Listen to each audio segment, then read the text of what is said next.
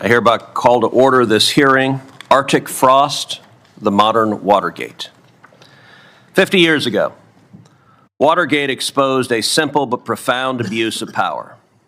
Operatives tied to a sitting president broke into a building to secretly gather information from their political opponents by bugging offices and seizing documents. And what followed was just as troubling. Efforts to use the powers of government to conceal it, to pressure investigators, to shut down inquiries, to avoid accountability. Even though that operation failed in its ultimate objective, the American people did not treat it lightly. The consequences were swift and severe. The President of the United States resigned in disgrace, facing near certain impeachment.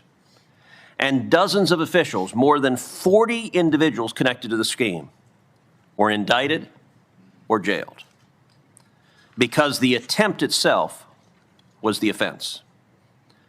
In our law, we recognize a simple truth. A failed crime is not an insignificant one. A man who pulls the trigger and misses is no less guilty than the one who hits his mark. The intent is the same, the danger is the same, and the crime is the same.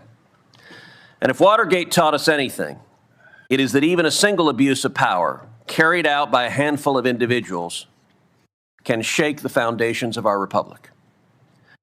But what we confront today, the Biden administration's Arctic Frost scheme, is not a single act. It is a modern Watergate, trading a break-in at one office for a digital sweep into approximately 100,000 private communications, more than a dozen senators, and thousands of individuals' lives. But even that comparison falls short. It is something far broader, an operation that aligned Democrats across all three branches of government. The Biden executive branch, through DOJ and the FBI, wielding investigative power against political opponents. Democrat-appointed judges in the judiciary, through warrants, secrecy orders, and deference, failing to serve as a meaningful check. And members of the legislative branch, who should be the first line of oversight, choosing instead to look the other way. And just like Watergate, these officials deserve to be investigated, tried, impeached, and brought to justice. So let's examine how this operation was carried out step by step. In early 2022, senior leadership within the Biden Department of Justice made the decision to open an investigation targeting President Trump and his campaign apparatus. Attorney General Merrick Garland, Deputy Attorney General Lisa Monaco, and FBI Director Chris Wray all personally approved the opening of the investigation.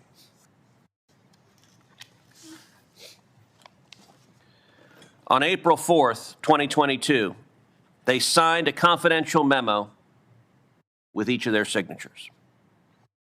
That fact matters because Watergate was carried out in secret by operatives who were not brazen enough to act with formal written authorization from the highest levels of the Department of Justice. Arctic Frost was fully authorized, formalized, and executed through the official powers of the United States government by partisan Democrats. Then, in the fall, came the nearly 200 subpoenas.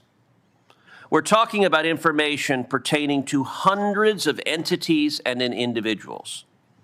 Over 400 Republican-aligned groups and individuals, including the most sensitive categories of personal data, gathered, retained, and in some accounts shared across offices. Watergate was about a handful of files in a single office. This reached into tens of thousands of private communications, emails, records, and personal data. Toll records, bank records, donor lists, law firm records, and other personal files relating to every major conservative organization were subpoenaed. Who were the targets of this? Donald Trump's campaign, the RNC, the Conservative Partnership Institute, Save America PAC, America First Policy Institute, and even MyPillow, because God knows we have a national security threat from rogue pillows threatening our country. Watergate broke into an office. Arctic frost reached into the private lives of thousands of Americans. Meanwhile, conservative leaders found themselves equally violated. The Biden administration sought the phone records of nearly 20% of the Republicans in the Senate, including multiple members of the committee, including myself. Without our knowledge, the FBI took the cell phone data of nearly 20% of the Republicans in the Senate, including information about with whom we were talking, how long we were talking, and from where we were calling. Toll records are not trivial. They are a map of your life, giving insight into your relationships, your movements, your patterns. Such invasive subpoenas were granted by Judge Boasberg, a Democrat-appointed judge, on the premise that any one of us, or to be clear, all of us, as duly elected United States senators, would destroy evidence, tamper with witnesses, or obstruct justice. And Judge Boasberg signed those orders like he was printing the menu at a Denny's. One after the other, facts be damned, every member of the Senate is likely to destroy evidence. Such invasive subpoenas are an abuse of power. Recently, even more troubling facts continue to emerge.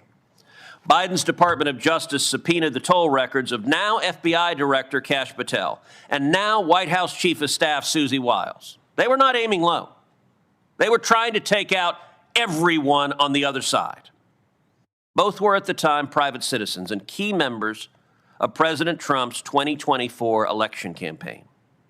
Now imagine the reverse. Imagine for just one moment that President Trump's Department of Justice had secretly obtained the phone records of Senator Schumer, and Senator Whitehouse, and Senator Durbin, Senator Hirono, and Senator Padilla. My Democrat colleagues would be losing their minds right now in this hearing if the Trump Department of Justice had done that. Imagine if a Republican Attorney General, a Republican FBI Director, and a Republican-appointed judge had all signed off on a covert effort to sweep up the communications, locations, data, and call history of every Democrat-affiliated organization and individual in the United States. Imagine if a judge, a Republican-appointed judge, signed an order that said Senator Durbin will destroy evidence if he is aware of this subpoena, because that's what this judge did. Would anyone in this hearing room call that routine? Would Democrats call that normal law enforcement activity? Would the press shrug its shoulders? Of course not. There would be wall-to-wall coverage. There would be cries of authoritarianism. There would be emergency hearings, demands for resignations, and talk of impeachment before the sun went down. Instead, my Democrat colleagues can barely get their heart rate above 60 beats per minute. Arctic frost is the culmination of a gross pattern of abuse by Democrats for partisan ends to elect and re-elect a Democrat president. In 2016, Obama's FBI began spying on the Trump campaign just a month before Election Day. In 2020, Biden's FBI met with Senators Johnson and Grassley in an effort to throw off their investigation into the now infamous Hunter Biden laptop, calling the laptop disinformation, a claim we now know was false. The FBI went to the chairman of the Senate Judiciary Committee and lied to him in an effort to change the outcome of a presidential election. Democrats for years have exhibited the pattern of abusing public law enforcement powers for the sake of politics. A pattern this committee, under the leadership of Chairman Grassley, is now working to uncover and expose. Because no administration, Republican or Democrat, has any business turning the surveillance powers of the federal government against its political opposition. 50 years ago, this nation was confronted with an abuse of power. And it responded not with indifference, but with accountability. And I'll tell you one of the big differences of Watergate versus Arctic Frost. When Richard Nixon and his corrupt attorney general and his corrupt administration abused their law enforcement powers to go after their political opponents, Republican senators stood up to the president of their own party and defended the rule of law. Where is even a single Democrat senator who has said one word about this abuse of power? Is there not one? There are 47 Democrats in this body. Is there not one who can come forward and say, you know what? Turning the Department of Justice into the Oppo research and attack machine of the DNC is not what the DOJ is supposed to be. We were tested then, and there was accountability. We are being tested again now. The question is really simple. Will we uphold the same standard? Will we defend the rule of law? Or will we abandon it? Ranking Member Whitehouse. Last month, Kash Patel fired roughly a dozen agents and analysts from the FBI's CI-12 unit, a counterintelligence unit dedicated to protecting Americans from foreign espionage. One of the foreign actors that this unit specializes in is Iran and its proxies. According to CNN, this unit was, and I quote, instrumental in tracking potential threats after the first Trump administration killed a top Iranian official in 2020. Just days after Patel fired these agents, President Trump started a war in Iran that has already led to the deaths of at least 13 American service members.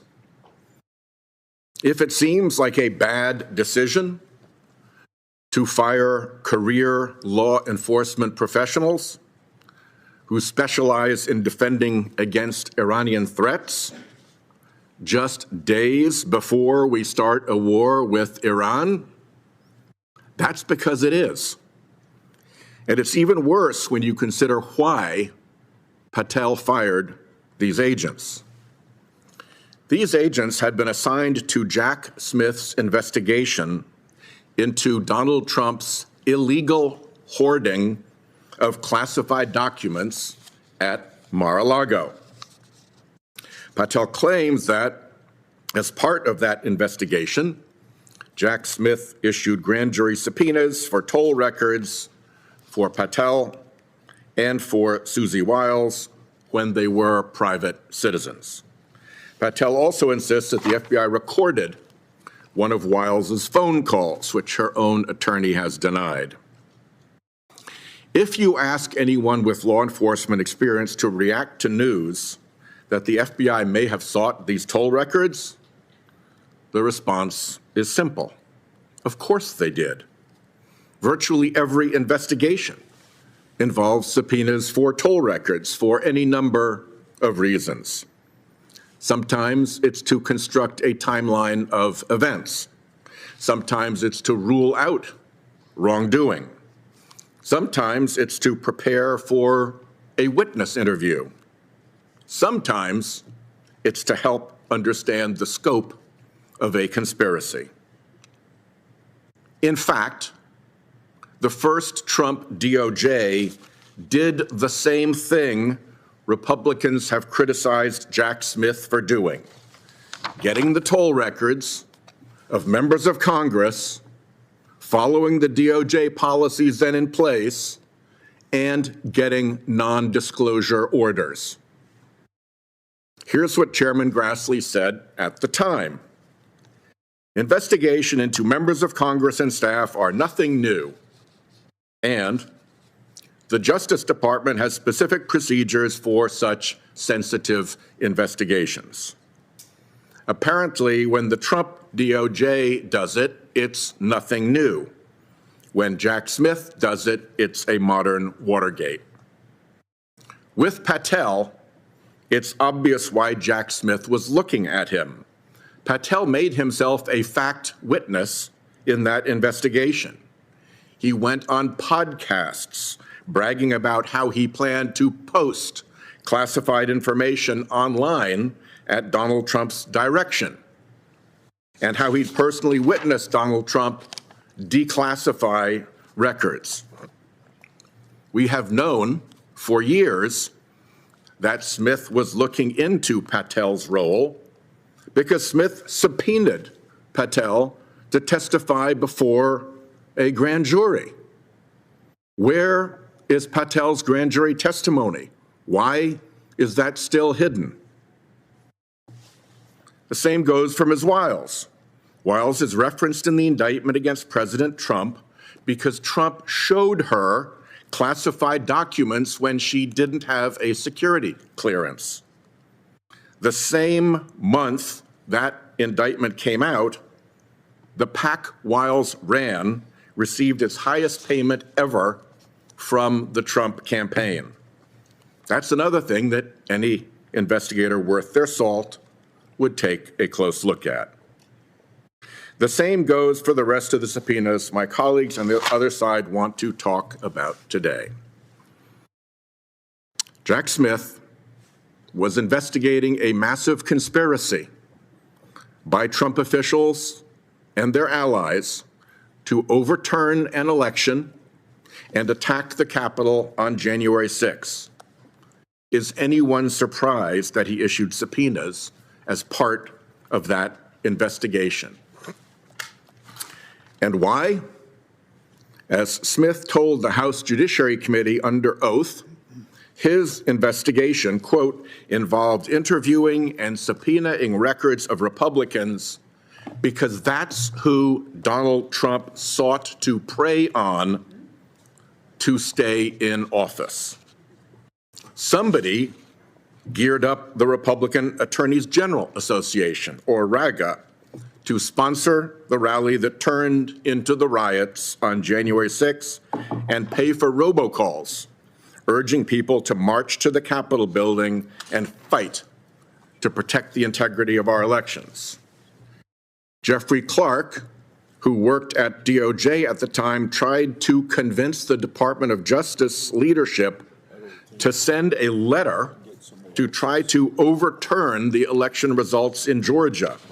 President Trump almost made him acting attorney general because Clark was willing to help Trump try to overturn the election. Pretend for a minute that Jack Smith and all the DOJ and FBI officials who helped his investigation did do something wrong. What would real oversight look like? Well, first, Republicans would accept Jack Smith's offer to testify before this committee under oath, instead of holding a series of hearings on conspiracy theories without anything new to say. Why not call him? Hear it from the man himself. Second, Republicans would let us see Jack Smith's full report on his investigations into President Trump. We only have Volume 1, which explains the subpoenas he issued in the 2020 election interference investigation. We still need Volume 2 on his classified documents crimes investigation. Democrats on this committee have asked DOJ to give us Volume 2, but Republicans have been silent as President Trump and his MAGA DOJ have fought to bury the report. Third, Republicans would oblige Kash Patel to tell us what he told the grand jury in that classified documents investigation. They might also hold Patel accountable for misleading this committee in sworn testimony. I've asked Patel multiple times under oath to describe his testimony to us, as Rule 6E plainly allows. First, he said he couldn't because it was under seal by the Chief Judge for the U.S. District Court for the District of Columbia. Turns out that very Chief Judge later said that nothing was preventing Patel from divulging his testimony to this committee as the rule allows. So that testimony was false. When Patel came back, he told another lie, this time that he had already released the transcript of his testimony. Here's the transcript he might have been talking about. As you can see from reading it, oh, wait a minute, you can't read it because it's almost completely redacted. And it's not even from the right hearing. This is from the time Patel appeared before the grand jury in the Mar-a-Lago classified documents crimes case to assert his Fifth Amendment rights because he was afraid of being prosecuted. The testimony that he actually ended up giving once his Fifth Amendment plea was accepted and he was immunized, we have never seen. If this committee is so interested in Jack Smith's investigation, it should want to know what Patel had to say in that investigation, why he was so afraid to say it, and why he's so afraid to tell us about it now, and instead repeatedly lies to this committee. I'll close by talking about what this hearing should be about. Those counterintelligence agents Kash Patel fired aren't the only career law enforcement officials forced out by this administration, nor are they the only ones purged because they were assigned to investigate President Trump's crimes. Here's what has happened at the FBI since President Trump took office.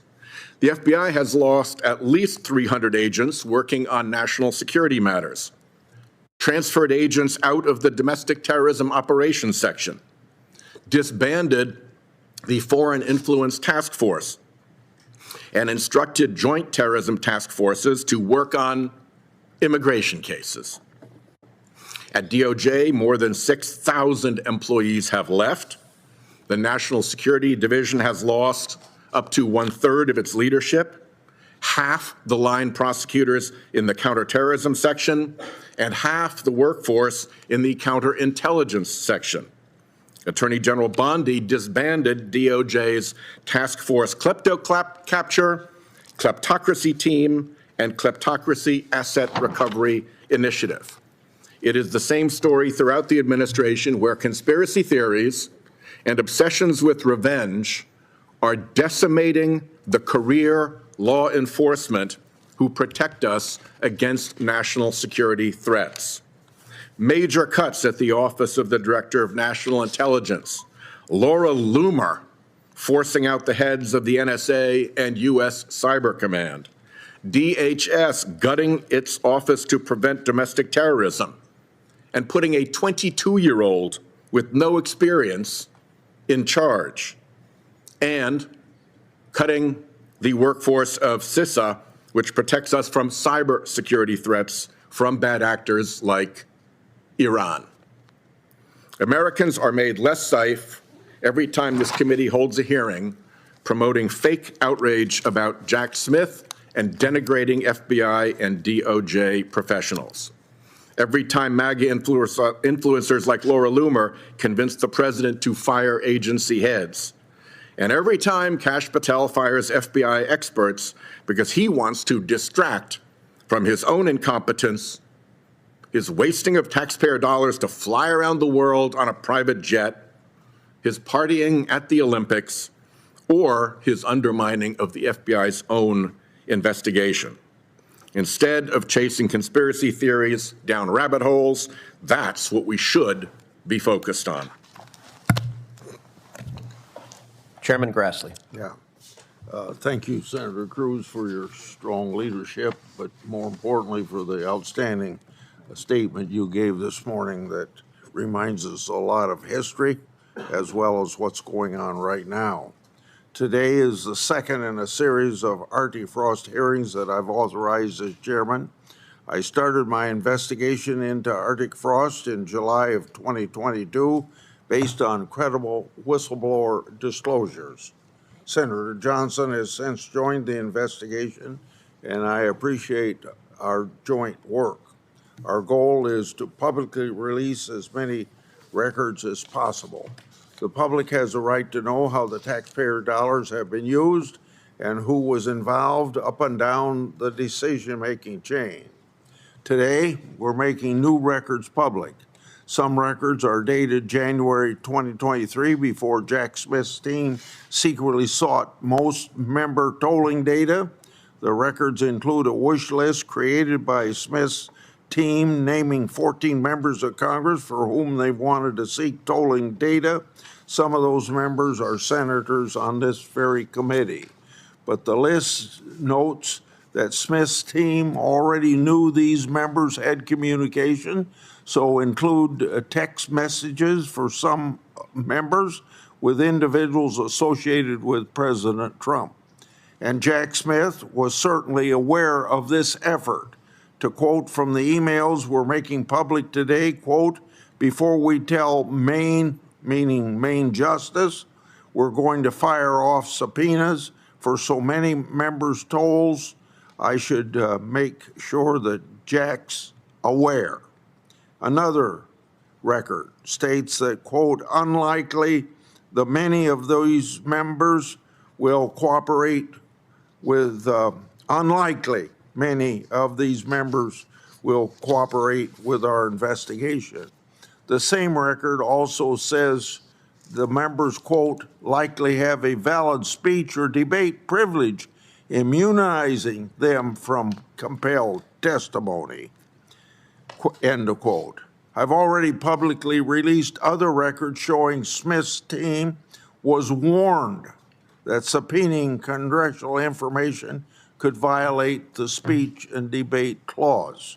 I've also publicly released 197 subpoenas seeking sensitive financial information from over 400 Republican groups and individuals. Some of the information sought included legislative branch communications. Even with these constitutional concerns, Smith's team secretly sought and obtained member of Congress tolling data, and when one phone company pushed back, Smith backed down. That calls into question the necessity of obtaining member data. Another record calls into question Jack Smith's assertion that the House January 6th committee materials, quote, "comprised a small part of the office's investigative record," end of quote. This new record states that of the January 6th report, quote, "leadership teams fully read and reviewed. Last weekend, we went over it page by page and incorporated it into our investigative plan," end of quote. Indeed, these same records that we're making public today says that Smith's team will be, quote, "logging all information contained in the report," end of quote. Also, the record states Smith's team will, quote, "leverage," end of quote, "the report to, quote, avoid needless interviews and focus the interviews we perform on underdeveloped topics," end of quote. Overall, the records create additional questions about Smith's conduct, need for member data, and candor to the court and the public. The Democrats have criticized us for not bringing Jack Smith before us at the beginning, and you've heard that again today. If we followed the Democrats' premature and ill-advised strategy, we wouldn't have had a great deal of information we now have that shows Jack Smith misled Congress and the public, if not outright lied. And lastly, today, we're also making public 2 subpoenas for toll records of FBI Director Patel, along with non-disclosure orders that kept them secret. This committee's work will continue. Thank you. Thank you. Ranking Member Durbin.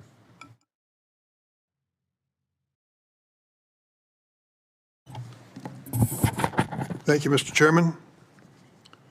Last week, America lost a man who devoted his life in service to our nation. Robert Mueller, earned a Bronze Star and a Purple Heart, serving as a Marine and risking his life in Vietnam. He led the FBI after 9/11, helping to secure our nation after the worst terrorist attack in American history. Mueller was an amazing man.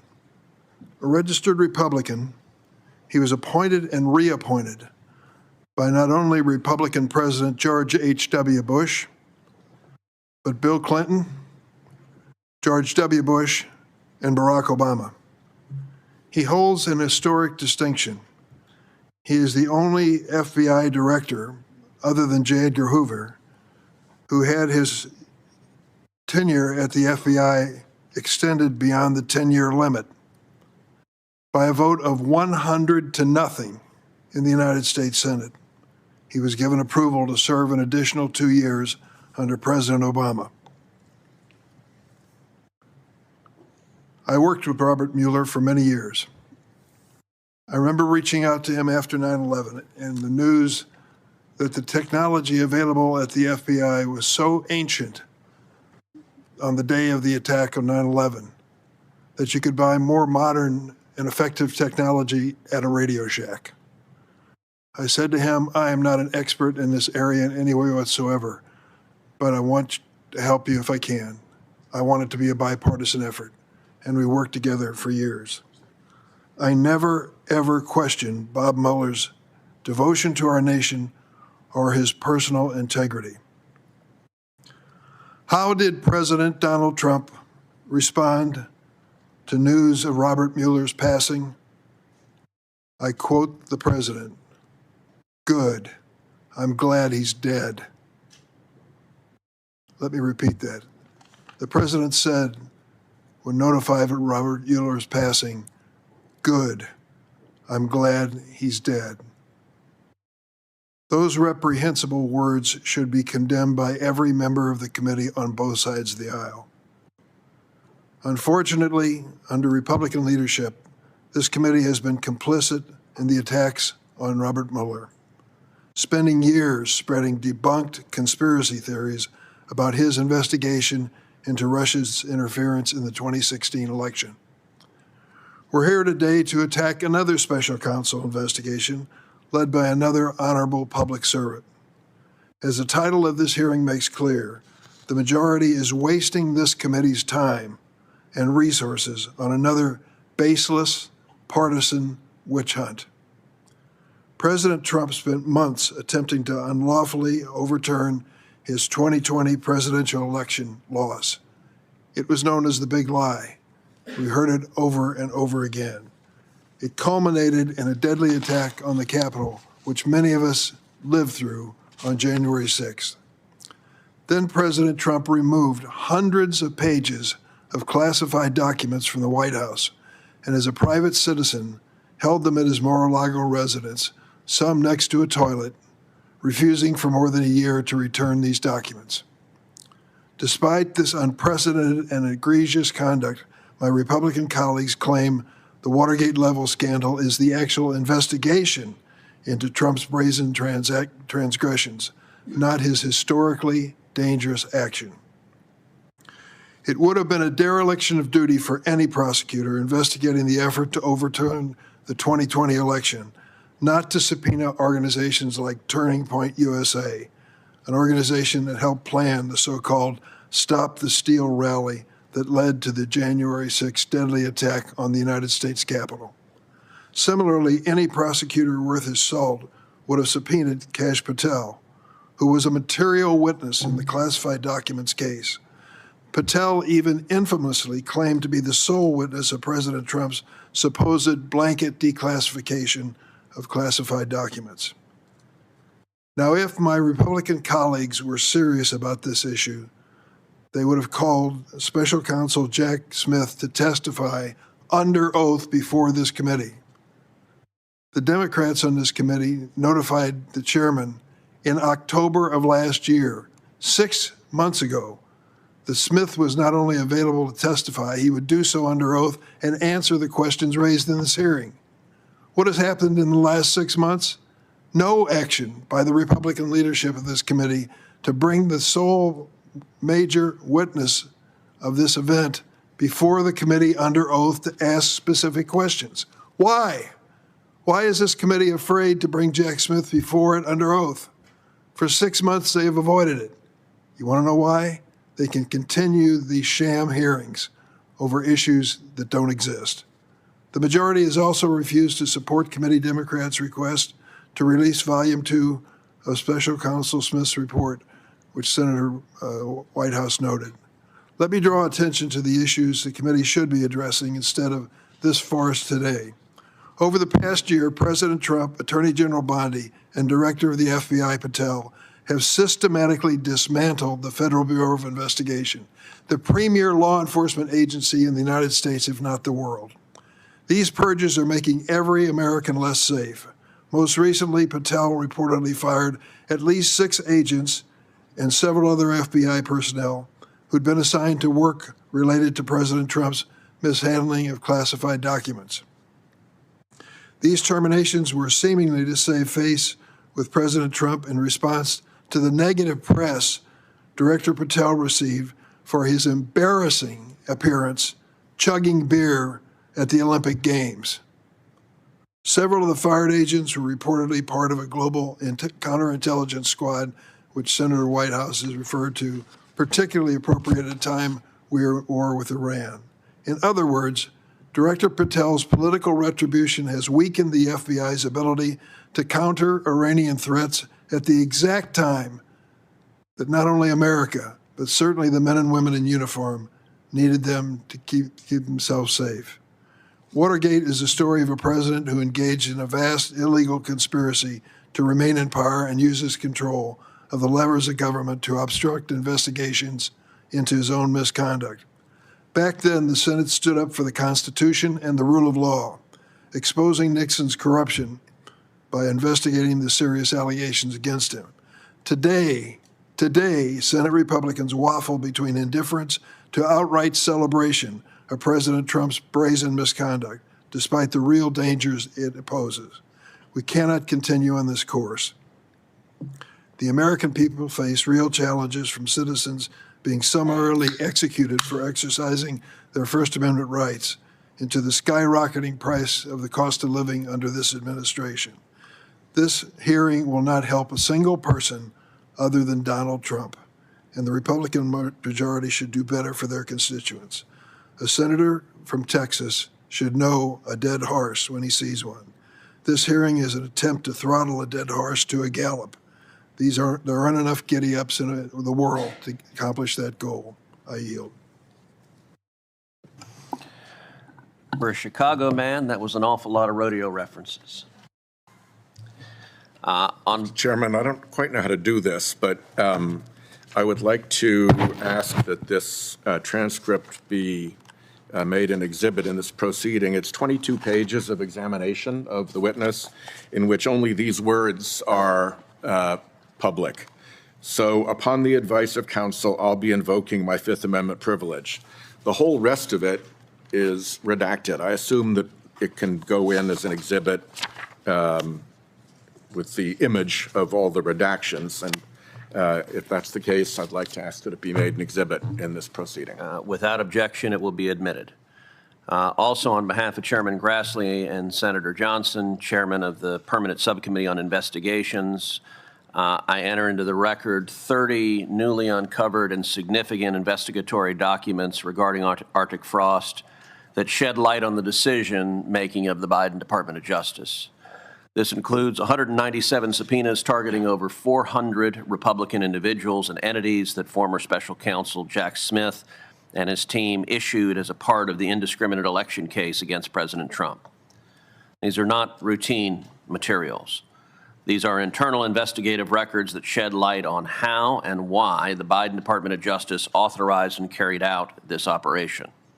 They detail the scope of the subpoenas issued, the categories of the 400 individuals and organizations targeted, and the decision-making process inside the department at the highest levels. In short, they allow us to see clearly and for the first time how this investigation was conducted from the inside. This new information would not have been known but for congressional oversight. I will now introduce the witnesses at this hearing. First witness is Mr. Will Chamberlain, who currently serves as senior counsel at the Article 3 project. Mr. Chamberlain graduated from University of the Pacific in 2010 with a BA in economics. He received his JD magna cum laude from Georgetown University Law Center in 2015. After graduating Georgetown, he joined Quinn Emanuel, Urquhart & Sullivan in Los Angeles as an associate, where he practiced complex commercial litigation. Mr. Chamberlain later worked as an attorney at the Competitive Enterprise Institute, focusing on class action litigation. In 2019, he revived Human Events, the nation's oldest conservative magazine, where he served as publisher and editor-in-chief. Mr. Chamberlain is also Vice President of External Affairs at the Edmund Burke Foundation, which organizes national conservatism conferences around the world. Christopher O'Leary retired from the Federal Bureau of Investigation as a member of the Senior Executive Service in September 2023, after 2 decades of leading counterterrorism investigation and operations. Mr. O'Leary's last assignment was serving as the U.S. government's Director of Hostage Recovery, where he led an interagency task force dedicated to the mission of safely bringing home Americans taken hostage by terrorist organizations. Mr. O'Leary is also a former United States Marine Corps gunnery sergeant and Iraq War combat veteran. Thank you for that, sir. Mr. O'Leary holds a bachelor's degree in Middle Eastern Studies from Rutgers University, a master's degree from Georgetown University's McDonough School of Business, and a master's degree in Government and National Security from Harvard University. Our third witness is Margot Cleveland, an attorney, legal analyst, and investigative journalist and former academic. After graduating from the Notre Dame Law School, where she earned the Hoynes Prize, the law school's highest honor, Ms. Cleveland served for nearly 25 years as a permanent law clerk for a federal appellate judge on the Seventh Circuit Court of Appeals. Ms. Cleveland is a former full-time university faculty member at the University of Notre Dame, where in 1998 she received the Frank O'Malley Undergraduate Teaching Award, the highest award for undergraduate faculty members. Ms. Cleveland currently serves as the Federalist's senior legal correspondent, where she helped lead the Federalist's reporting on the Russia collusion hoax, which won the Dow Grand Prize for Investigative Journalism in 2025. Ms. Cleveland is also counsel for the New Civil Liberties Alliance, where she practices constitutional law and has co-authored several Supreme Court amicus briefs and a petition for certiorari. And Mr. Chamberlain, we'll start with you. You're recognized. Thank you, Chairman Cruz, Ranking Member Whitehouse, and members of the committee. Thank you for the opportunity. And actually, hold on a second. Before we do that, I need to ask each of you to stand and raise your right hand. Do you swear that the testimony that you are about to give before this subcommittee is the truth, the whole truth, and nothing but the truth, so help you God? All of you have answered affirmatively. Please be seated. And now, Mr. Chamberlain, you're recognized. Thank you, Chairman Cruz, Ranking Member Whitehouse, and members of the committee. Thank you for the opportunity to testify today. On February 26, 2025, Reuters broke a remarkable story. They reported first that in 2022 and 2023, Jack Smith and the Biden Justice Department subpoenaed toll records of calls from Kash Patel and Susie Wiles as part of the now infamous Arctic Frost investigation. Both were private citizens at this time, and the surveillance continued while Wiles was co-managing President Trump's election campaign. This was troubling, but sadly it wasn't shocking. This committee has been investigating Smith's abuse of his subpoena power against a slew of Republican senators, alongside Judge James Boasberg's unlawful nondisclosure orders that hid the existence of those subpoenas from those senators. But Reuters, if anything, buried the lead. The article also revealed that in 2023, the Biden FBI had surreptitiously recorded a phone call between Susie Wiles and her attorney. This was a remarkable breach of attorney-client privilege. The Reuters article, relying on 2 FBI sources, claimed that Wiles' attorney had been aware of the surveillance on the phone call, which, if it were true, would have been a shocking ethical breach by Wiles' lawyer. The following day, however, Wiles' lawyer denied having ever consented to any such recording, stating correctly that, quote, if he ever pulled a stunt like that, he wouldn't and shouldn't have a license to practice law, end quote. His denial is, in my view, credible. What lawyer in their right mind would secretly consent to law enforcement recording a privileged phone call with their client? But the lawyer's denial raises more questions than it answers. Why then did 2 FBI sources tell Reuters that the lawyer had consented? Were the sources lying, or were they relying on false records created by FBI agents working with Smith? It wouldn't be the first time FBI personnel have falsified records in their pursuit of President Trump. Remember that Kevin Klein Smith, a former FBI lawyer, pled guilty to intentionally falsifying information to obtain a FISA warrant in the Russiagate investigation. The scandal isn't merely that this phone call was recorded, it's also about how the records of the recording were hidden. The FBI's primary digital case management system is called Sentinel. Within it, investigators can apply a special designation to a file called prohibited access.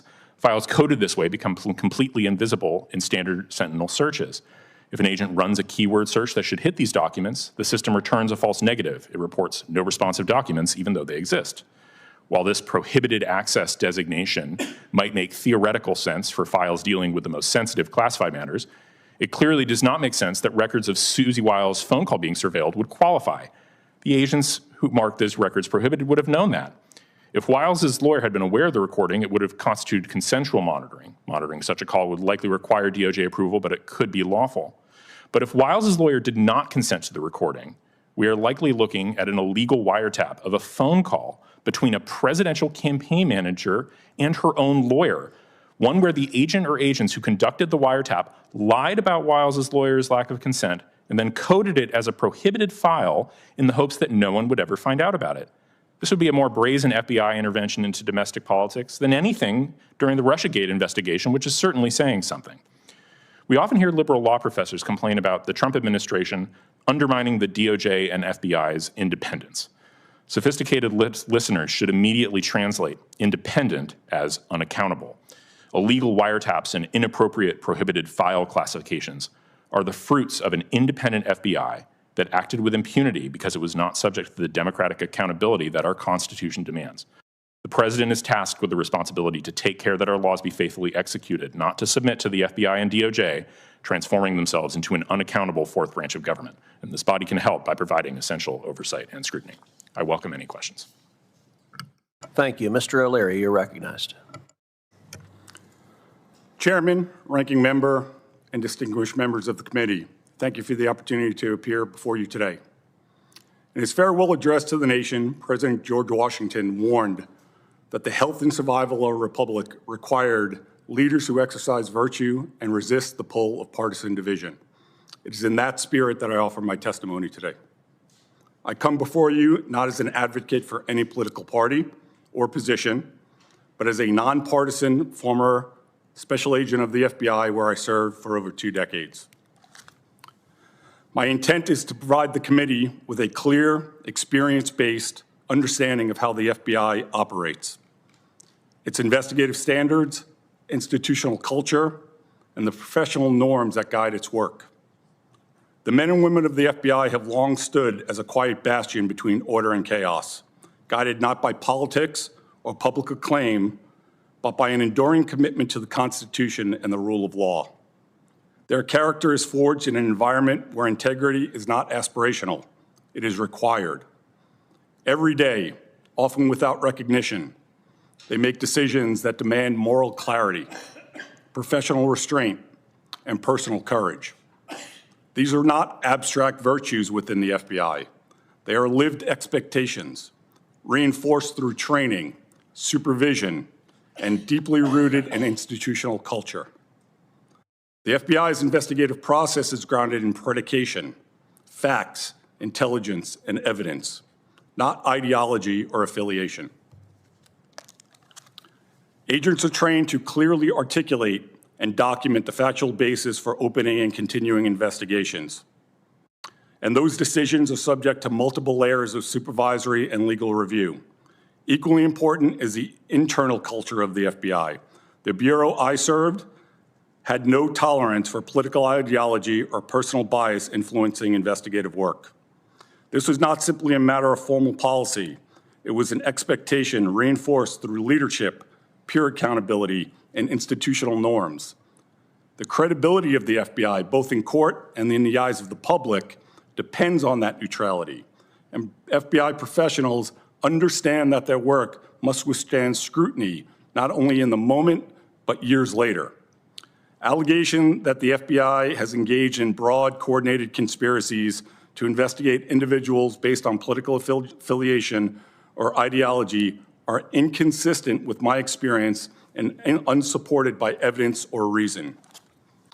Yet the absence of credibility to these claims has not deterred Director Kash Patel from pursuing what can only be understood as a campaign of retribution against his own personnel.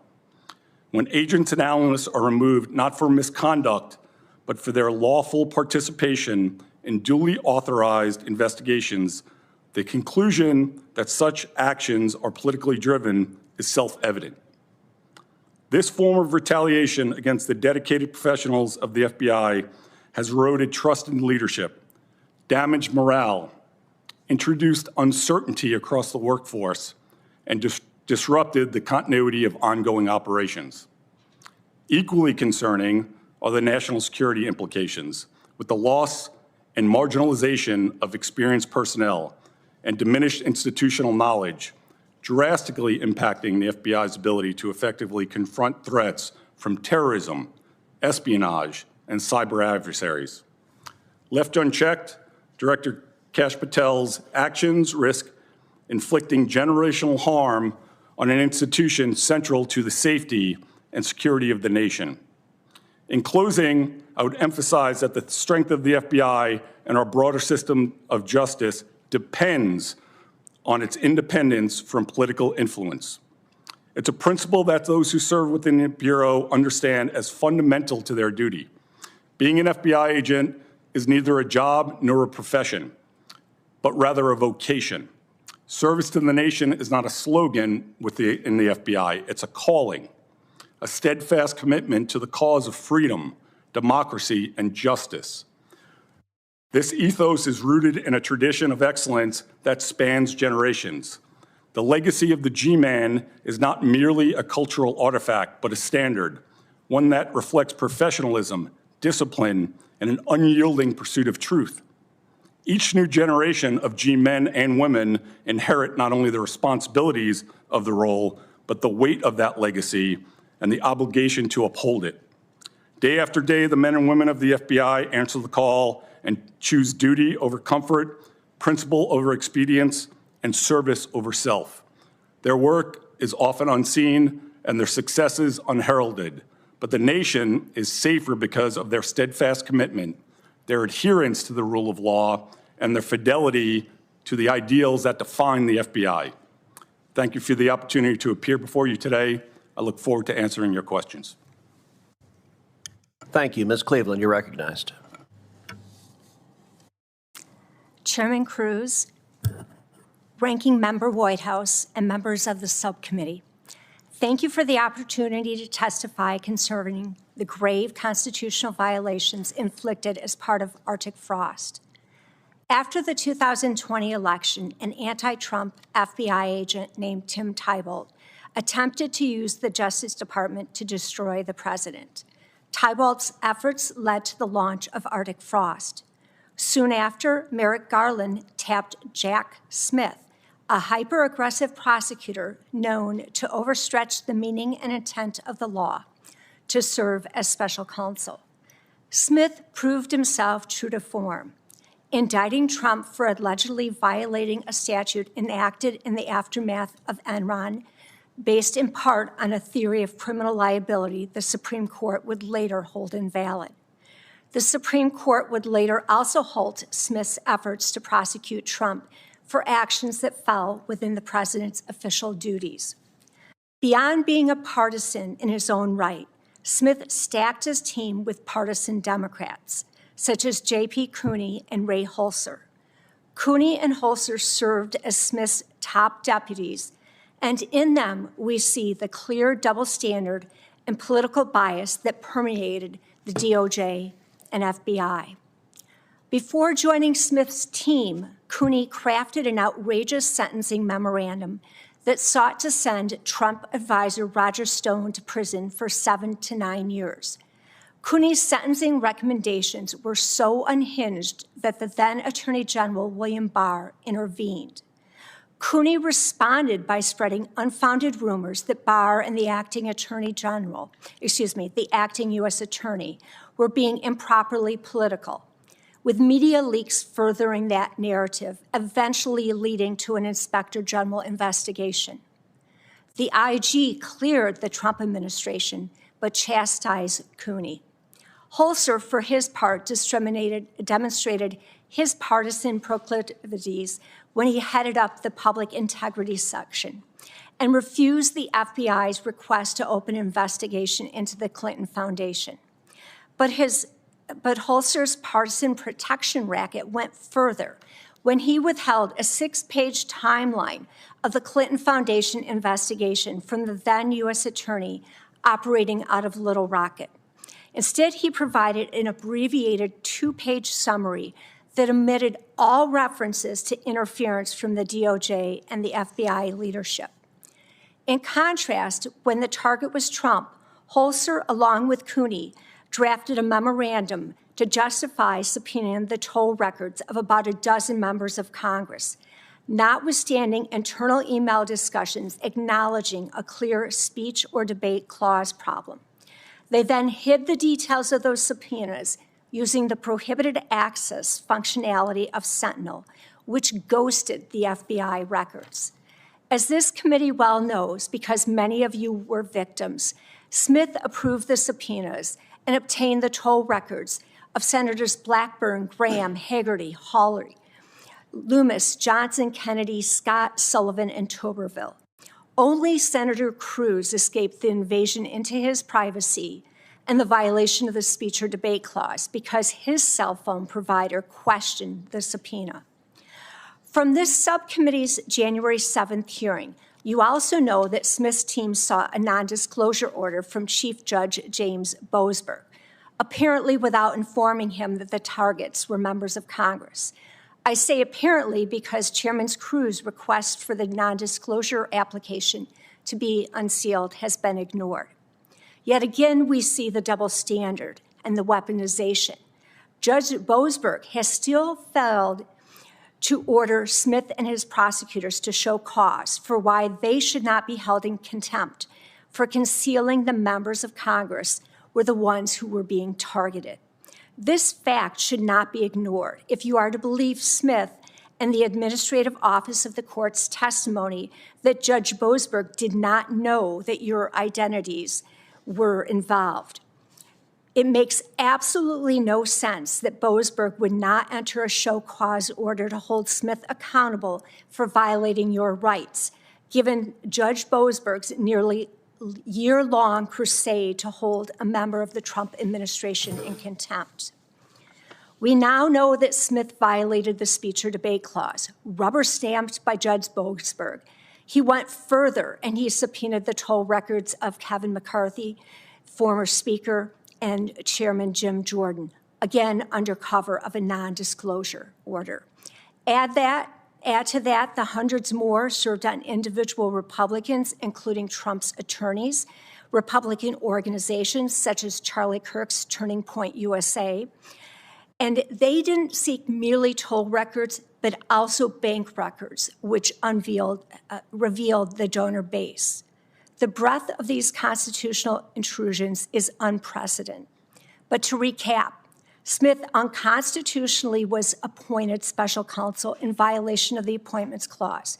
The subpoenas of the toll records violated the speech or debate clause.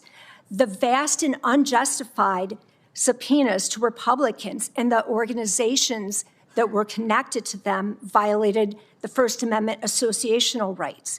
The targeting of Trump's attorneys implicates the Sixth Amendment right to counsel.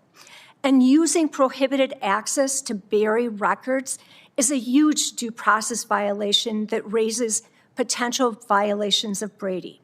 Smith and his team must be held accountable. Thank you. Thank you. Let's start with the foundation. Ms. Cleveland, Jack Smith issued nearly 200 subpoenas, is that correct? Yes. Those subpoenas targeted over 400 Republican individuals and organizations, correct? Correct. Many of whom had no connection to those who entered the Capitol on January 6th, correct? Absolutely. And in fact, some of those organizations didn't even exist on January 6th, is that correct? It is. So we're not talking about a narrow investigation. We're talking about a sweeping operation targeting virtually the entirety of the other side politically. It was a fishing expedition. So let's turn to the Constitution. Subpoenaing the toll records of members of Congress, does that raise serious constitutional concerns? Absolutely. And in fact, we have the PIN who notified the special counsel's office of those concerns. And Jack Smith had apparently said that he was going to consult with the Solicitor General, according to the release of the information from Senator Grassley this morning. Yet when he was deposed by the House and was specifically asked if he spoke with the Solicitor General, he said, on this discrete issue, no. Among other issues, it raises significant issues with the speech and debate clause, correct? Absolutely. So much so that, as you noted, when Jack Smith subpoenaed AT&T to get my toll records, AT&T refused to comply with the subpoena because they concluded that it violated the speech and debate clause. Is that correct? Absolutely correct, and they backed down. Jack Smith did not try to enforce that subpoena, did he? He did not. He did not go to court and litigate the matter, did he? He did not. Does that suggest, as it does to me, that he knew damn well what he was doing was illegal and would not be upheld in court? It does suggest that. When the federal government subpoenas donor lists, internal communications, organization records, does that implicate the First Amendment and also freedom of association in particular? It does, and the Supreme Court made that clear in the NAACP case. Mr. Chamberlain, aside from the legal violations, what specific crimes, if any, were actually uncovered as a result of the Arctic Frost investigation? I'm not aware of any crimes that were uncovered. Would the senators, donors, organizations, and individuals who were surveilled and subpoenaed have ever learned about the Arctic Frost investigation had Trump not won in 2024? Probably not, mainly because of these non-disclosure orders, but also, I mean, the fact that a lot of these records we're now just learning about them because they were in these prohibited access files only available to the FBI director. So if the FBI director was a Democrat, there's no reason to think we'd know about them. How would you compare the scope of the violations in Arctic Frost to Watergate? I think, if anything, it might even be greater. I mean, the scope of this in terms of the sheer number of people and organizations affected, and as I discussed, I mean, this brazen violation of attorney-client privilege, wiretapping a phone call between Susie Wiles and her lawyer, these are egregious offenses. And you know, if Watergate was just about a single break-in, I mean, this is effectively, compound that by 200. All right, Mr. O'Leary, I appreciate your service. One of the things you testified is you said, quote, the effectiveness and legitimacy of the FBI depend on its independence from political influence. I very much agree with that, and I will say as an alumnus of the Department of Justice, I am deeply saddened, and frankly, I'm angry that under President Biden, the Department of Justice and the FBI were weaponized and its integrity badly, badly compromised. You are right, that's how the FBI is supposed to behave, and that's how the Department of Justice is supposed to behave. So Jack Smith was not investigating a crime based on evidence. He issued subpoenas to get the toll records of the following senators: Mike Lee, seated to my right; Josh Hawley; Lindsey Graham; John Kennedy, seated to my right; Marsha Blackburn; Ron Johnson; Rick Scott; Bill Hagerty; Dan Sullivan; Tommy Tuberville; Cynthia Lummis, and myself. That's over 20% of the Republicans in the United States Senate. Mr. O'Leary, is it consistent with the obligations of the Department of Justice and the FBI to issue subpoenas with no factual basis and no legal basis? Senator, it is not, and in my experience, FBI agents would never approach a matter without the proper justification and articulable facts to open their investigation. Okay, good. So you said they would never do that. Judge Boasberg signed an order, I'm holding the order right here, in which he concludes, and I'm going to read, the court finds reasonable grounds to believe that such disclosure, in other words, notifying the senators on that list, will result in destruction of or tampering with evidence, intimidation of potential witnesses, and serious jeopardy of the investigation. Are you aware of any factual basis whatsoever that a dozen senators will destroy evidence? I am not, but I will tell you that non-disclosure orders are a routine part of investigations. Based on facts. Give me any hypothetical fact. By the way, do you know any facts that I will destroy evidence? Let's take it me personally. I cannot, Because Jack Smith went into court and said, I will destroy evidence if I know about the subpoena. And this clown signed the order one after the other after the other. Are you aware of any basis? Look, I'm a member of the bar. I take my obligations seriously. The FBI signed off on that. Mike Lee concluded he would destroy evidence. John Kennedy, well, Louisiana, maybe. I will say, I'll give a special dispensation for the great state of Louisiana. But there is no basis. By the way, is it consistent with DOJ's obligation to also ask a judge to violate the law and not inform the judge of it? no, it would not be. Well, 2 U.S.C. Section 6628 explicitly bars non-disclosure orders applying to the Senate. And yet, in the lawless Department of Justice, I assume they didn't tell Judge Boasberg, hey, we're asking you to violate the law. Would you sign this? Do you assume that as well? You would have to ask the DOJ that, but you make a good point, Senator. Thank you. Ranking Member Whitehouse. Just to follow up on that point, Mr. O'Leary, is the reason that a prosecutor would pursue a non-disclosure order for a toll record subpoena necessarily that it is the subject of the subpoena who would attempt to interfere with or obstruct the investigation, as opposed to the subject of the investigation who would attempt to interfere with and obstruct the investigation? Senator, it depends on the investigation. It could be the subject of the investigation. It could be associates. The idea of a non-disclosure order is to not really let an individual know that they're under investigation. But one cannot change their infer behavior. from the existence of a non-disclosure order any accusation that the subject of the order was intending to interfere or obstruct. It could just as easily be that it was actually the subject of the investigation, one of the conspirators, for instance, who the court was concerned about, who the prosecutor was concerned about. It certainly could be, but as I was There we go. Communicating to Senator Cruz, non-disclosure orders are a routine Standard. part Understood. of FBI investigations. Understood. So in your view, what has happened to the FBI and DOJ's national security capabilities in the last 15 months? They've been decimated. There's been generational damage done.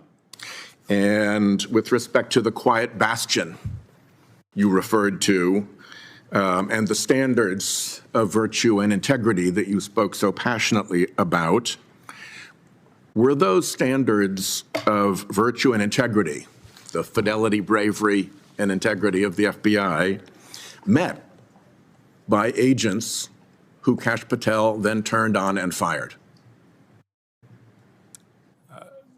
There is rampant morale, degradation, uncertainty amongst the ranks, and really disheartened career federal public servants who've been dismissed without cause. And Because, in fact, their colleagues understood that they, in fact, met those standards for fidelity, bravery, and integrity, and were nevertheless fired, correct? correct. DOJ and the FBI run under close institutional checks and balances designed to protect the integrity of the organization. Were those applicable to special counsel? I would assume so. I wasn't involved in that investigation at all, but I can speak to the process that Washington Field Office would follow, and those are the agents that supported that investigation. And they would follow traditional, regular FBI guidelines The and documents that I controls. was able to review demonstrated that. Are you aware that the Trump Department of Justice in the first term subpoenaed information from members of Congress and members of Congress's staff, including toll records. Senator, the FBI conducting public corruption investigations has been part of its mission for years. I know it's probably disconcerting to any member of Congress or public official, but the FBI does it with the same integrity that it conducts any investigation. I would say to a fellow Irishman, we would probably work with them on an investigation, but you know, the FBI pursues these despite what side of the aisle you're on. And they did in the first Trump term of office, and that included getting non-disclosure orders so that the members of Congress did not know their toll records had been subpoenaed, correct? That is correct. It's routine.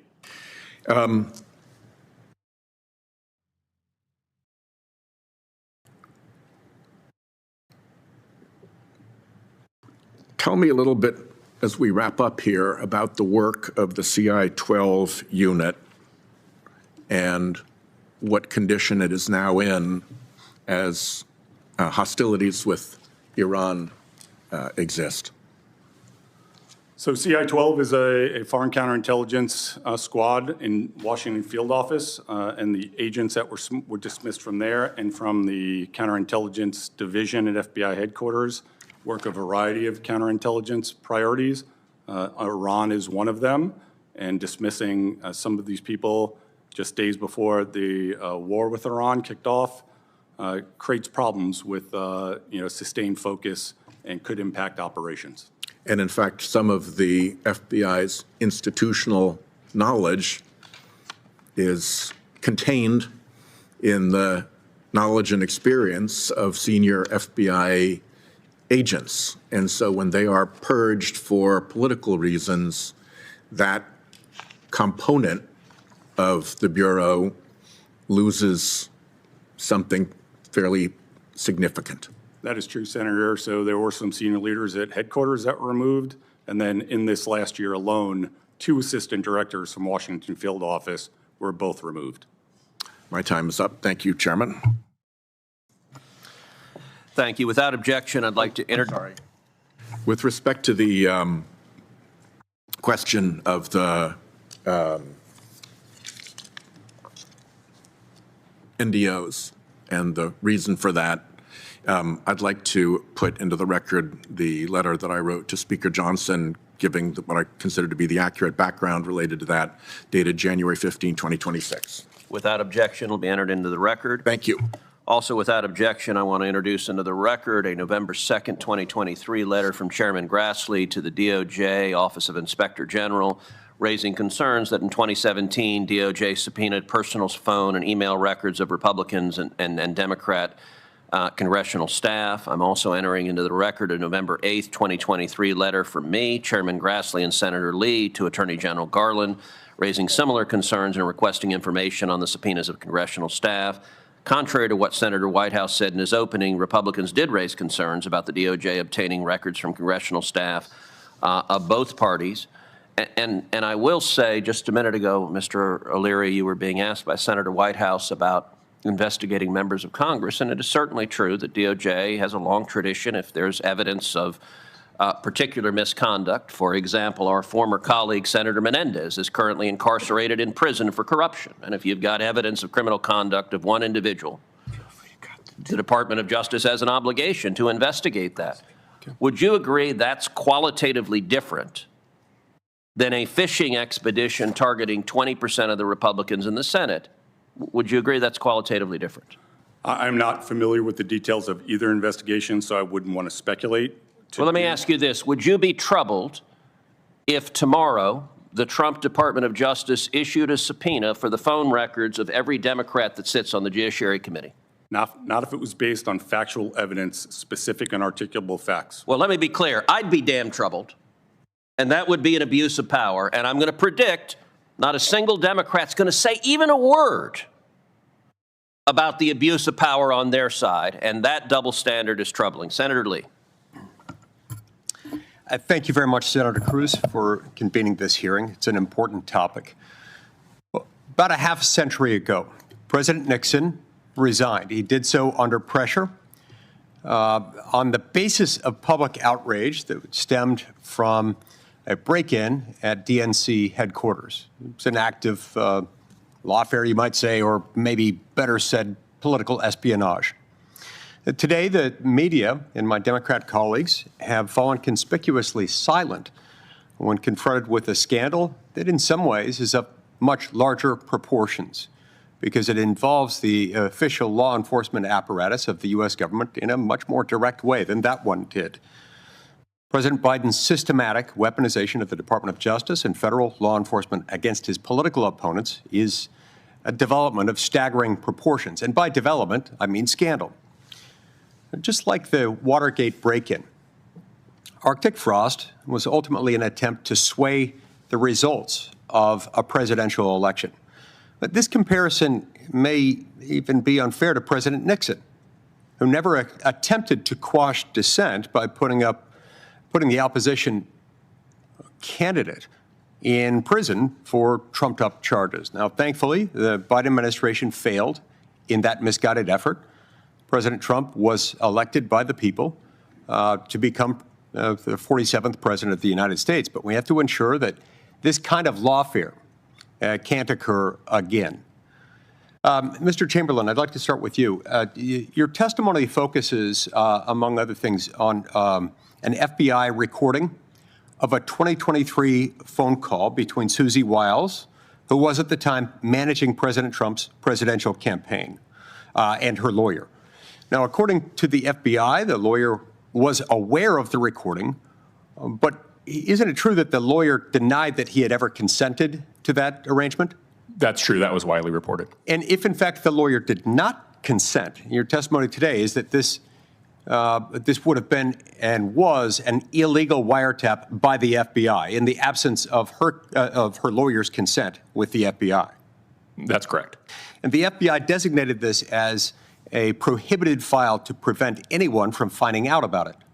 That seems to be correct, yes. Okay, so they did something they weren't supposed to do, then they designated it as a prohibited file to cover it up. Now, in general, should the president be able to direct the FBI to spy on the campaign of his political opponent? Absolutely not.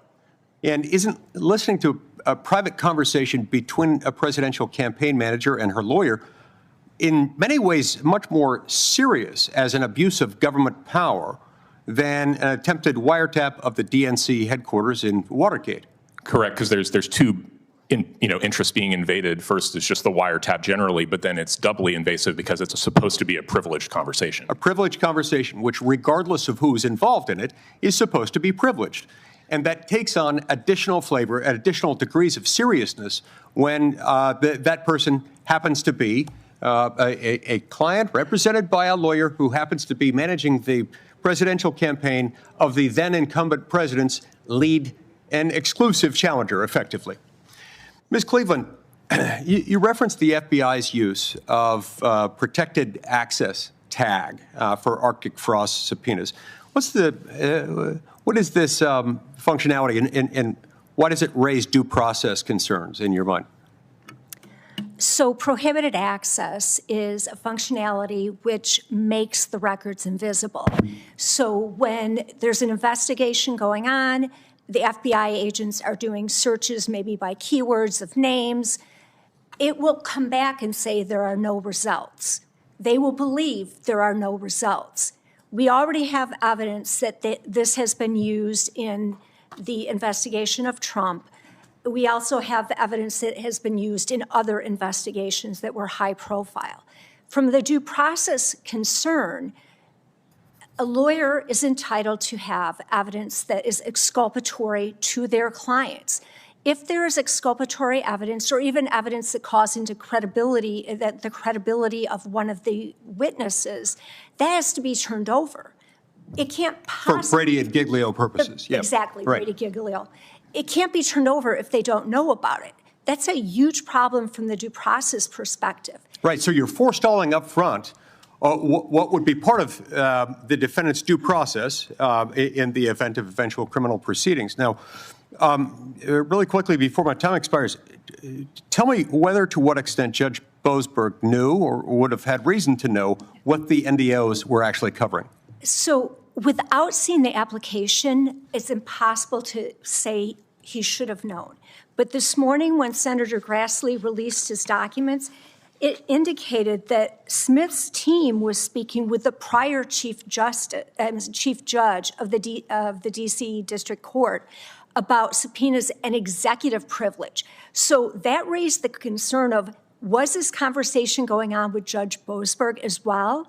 If not, did Smith's team actually decide not to have the same kind of conversations because they were concerned that Judge Boasberg wouldn't go along with it? So we don't know what Judge Boasberg knew, but we do know he didn't demand Smith come in and explain himself, as he has done time and time again with the Trump administration in trying to hold someone in contempt there. Okay, so this would be outside the norm, not only for this type of action, but out of norm even for what Judge Boasberg has done in other cases. In the contempt, in calling them in for contempt, absolutely. Thank you. My turn. Senator Durbin.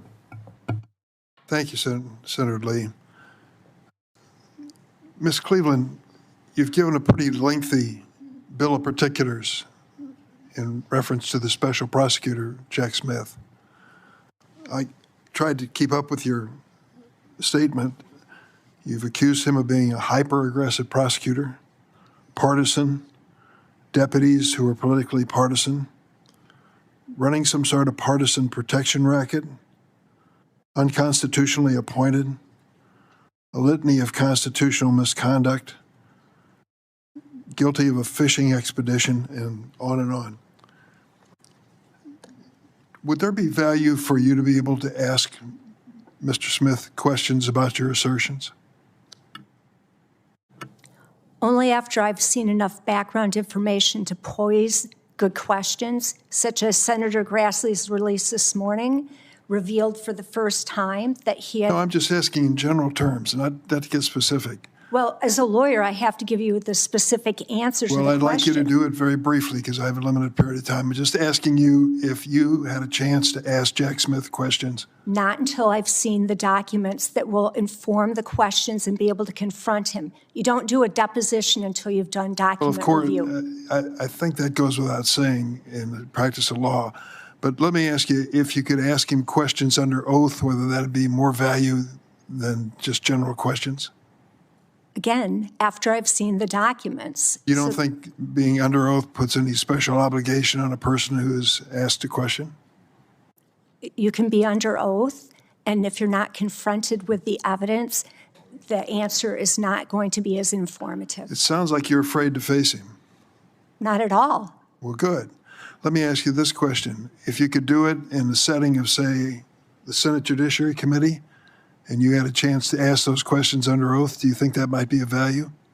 After I've reviewed all of the relevant documents, including the ones hidden in prohibited access. How about we make sure that that meeting of the Judiciary Committee is public so America can witness the questions and answers? Would that be of value? After all of those documents have been released, yes. Oh, you wouldn't want to testify, you wouldn't want to question him until all the documents have been released? The relevant documents that are hidden in prohibited access, absolutely need those before you question him. That may be a luxury which most attorneys and others would not have access to. Well, they shouldn't have been hidden in the first place. Well, it isn't a question of hiding as much as legal access. The point I'm getting to is that for the last 6 months, the Democrats on this committee have said to the Republicans on this committee, bring Jack Smith into this room, sit him down in front of that microphone, put him under oath, and ask whatever questions you have.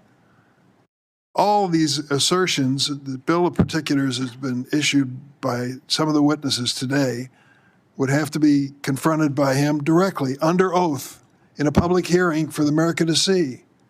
Of course, any lawyer who's been on a law school more than 15 minutes know that there's value to the circumstances of asking those questions. But they won't do it. For 6 months, the Republican majority wants to hear hearing after hearing of what's wrong with Jack Smith, and the one person they should ask that of directly, Jack Smith, they won't call before this committee. What are we waiting for? If this is worse than Watergate, as some senators have asserted, isn't it about time that we get to the primary source, Jack Smith under oath, under penalty of criminal perjury or perjury, if he fails to testify? I don't get it. What are they waiting for? They'd rather have the hearings than have the answers. And that, to me, doesn't help. Mr. O'Leary, how many years of service did you give to the Federal Bureau of Investigation? Over 20, sir. Did you retire? I did, yes, sir. And you said quite a bit about what the Federal Bureau of Investigations means and what they stand for. One of the things that I noted that you didn't have time to read into the record, I want to make sure is noted, and that is your statements about Robert Mueller. What you had to say about him is amazing.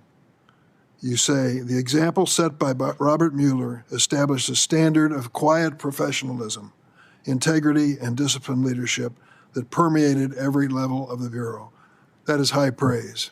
I feel the same way about him, and I hope I made it clear in my opening statement. Where are we now? We're 15 months into this new president, 48-month term. Damage has been done to the Federal Bureau that you've described as generational damage. What's the future of the FBI? What the FBI deserves and needs is an unbiased leader, somebody with investigative and operational experience and leadership experience, and a commitment to public service and justice. Unfortunately, I do not see that in the current director. He does not have any background or experience, and he lacks the character and the disposition to carry out the duties that the American people deserve, and the country is less safe under his leadership. I agree with your conclusion, and a great deal has to be done to rehabilitate and resurrect this great agency. Thank you very much. Senator Kennedy. Thank you, Mr. Chairman. Mr. Chamberlain, I believe 4 telephone companies received these subpoenas for the phone records, the metadata of 20 members of Congress. Is that your understanding? That sounds right to me, yes. Okay. I don't have time to talk about all of them. Let me just pick one. Verizon. About 90,000 employees, I think. $140 billion worth of revenue. Does Verizon hire dummies to work in its legal department? I should think not. They've probably got a good reservoir of lawyers to pick from. Okay. Let's suppose you were one of the lawyers at Verizon, and you don't strike me as a dummy. Well, thank you. I appreciate that. And you got a subpoena from Jack Smith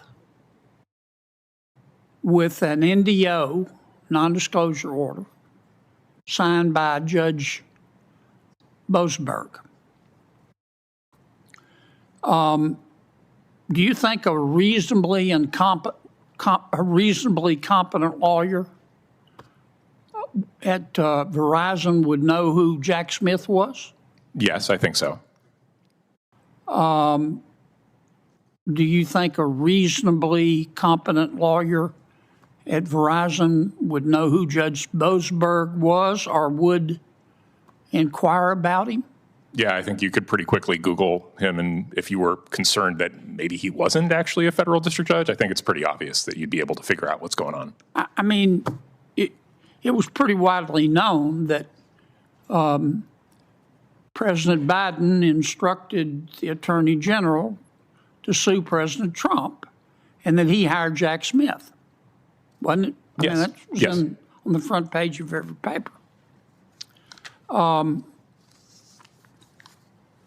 If you were an attorney at Verizon and you got a subpoena like this, wouldn't you say, maybe I need to check and see who Mr. Smith is subpoenaing here? Yeah, and especially once I found out it was a representative, it would immediately raise that flag of, like, maybe there's a legal exception here that doesn't apply in other cases. Do we know if the employee who received this subpoena at Verizon even sought a legal opinion from an attorney at Verizon? I do not know. Well, let's just assume for a second that Verizon, sophisticated company that it is not so incompetent that they wouldn't have had a lawyer look at this. Lawyer looks at it and says, Jack Smith. Lawyer looks at it and says, NDO signed by Judge Boasberg. Lawyer looks at the names, as a reasonably competent lawyer would. Says, they're members of Congress. If that was you, what would you do?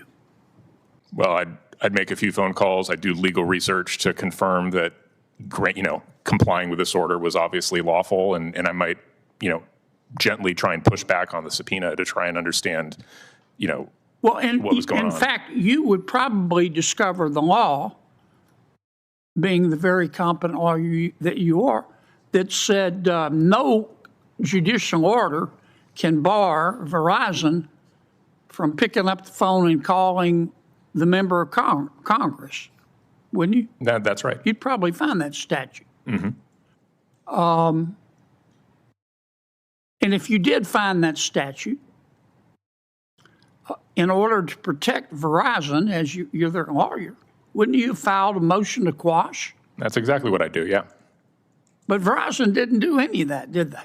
Apparently not. They just sucked all this information up like a Hoover Deluxe. Yeah. They didn't even look at, that we know of, to see if these were members of Congress. Yes, that's right.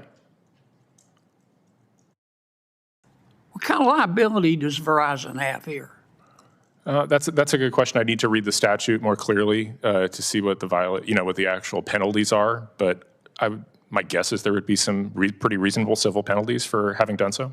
What kind of remedies, if any, are there for the fact that Judge Boasberg said that he had reasonable grounds to believe that these members of Congress would destroy evidence, and that he made that conclusion without holding a hearing? I mean, I think the only remedy to that is political and impeachment. I don't think there's a unique.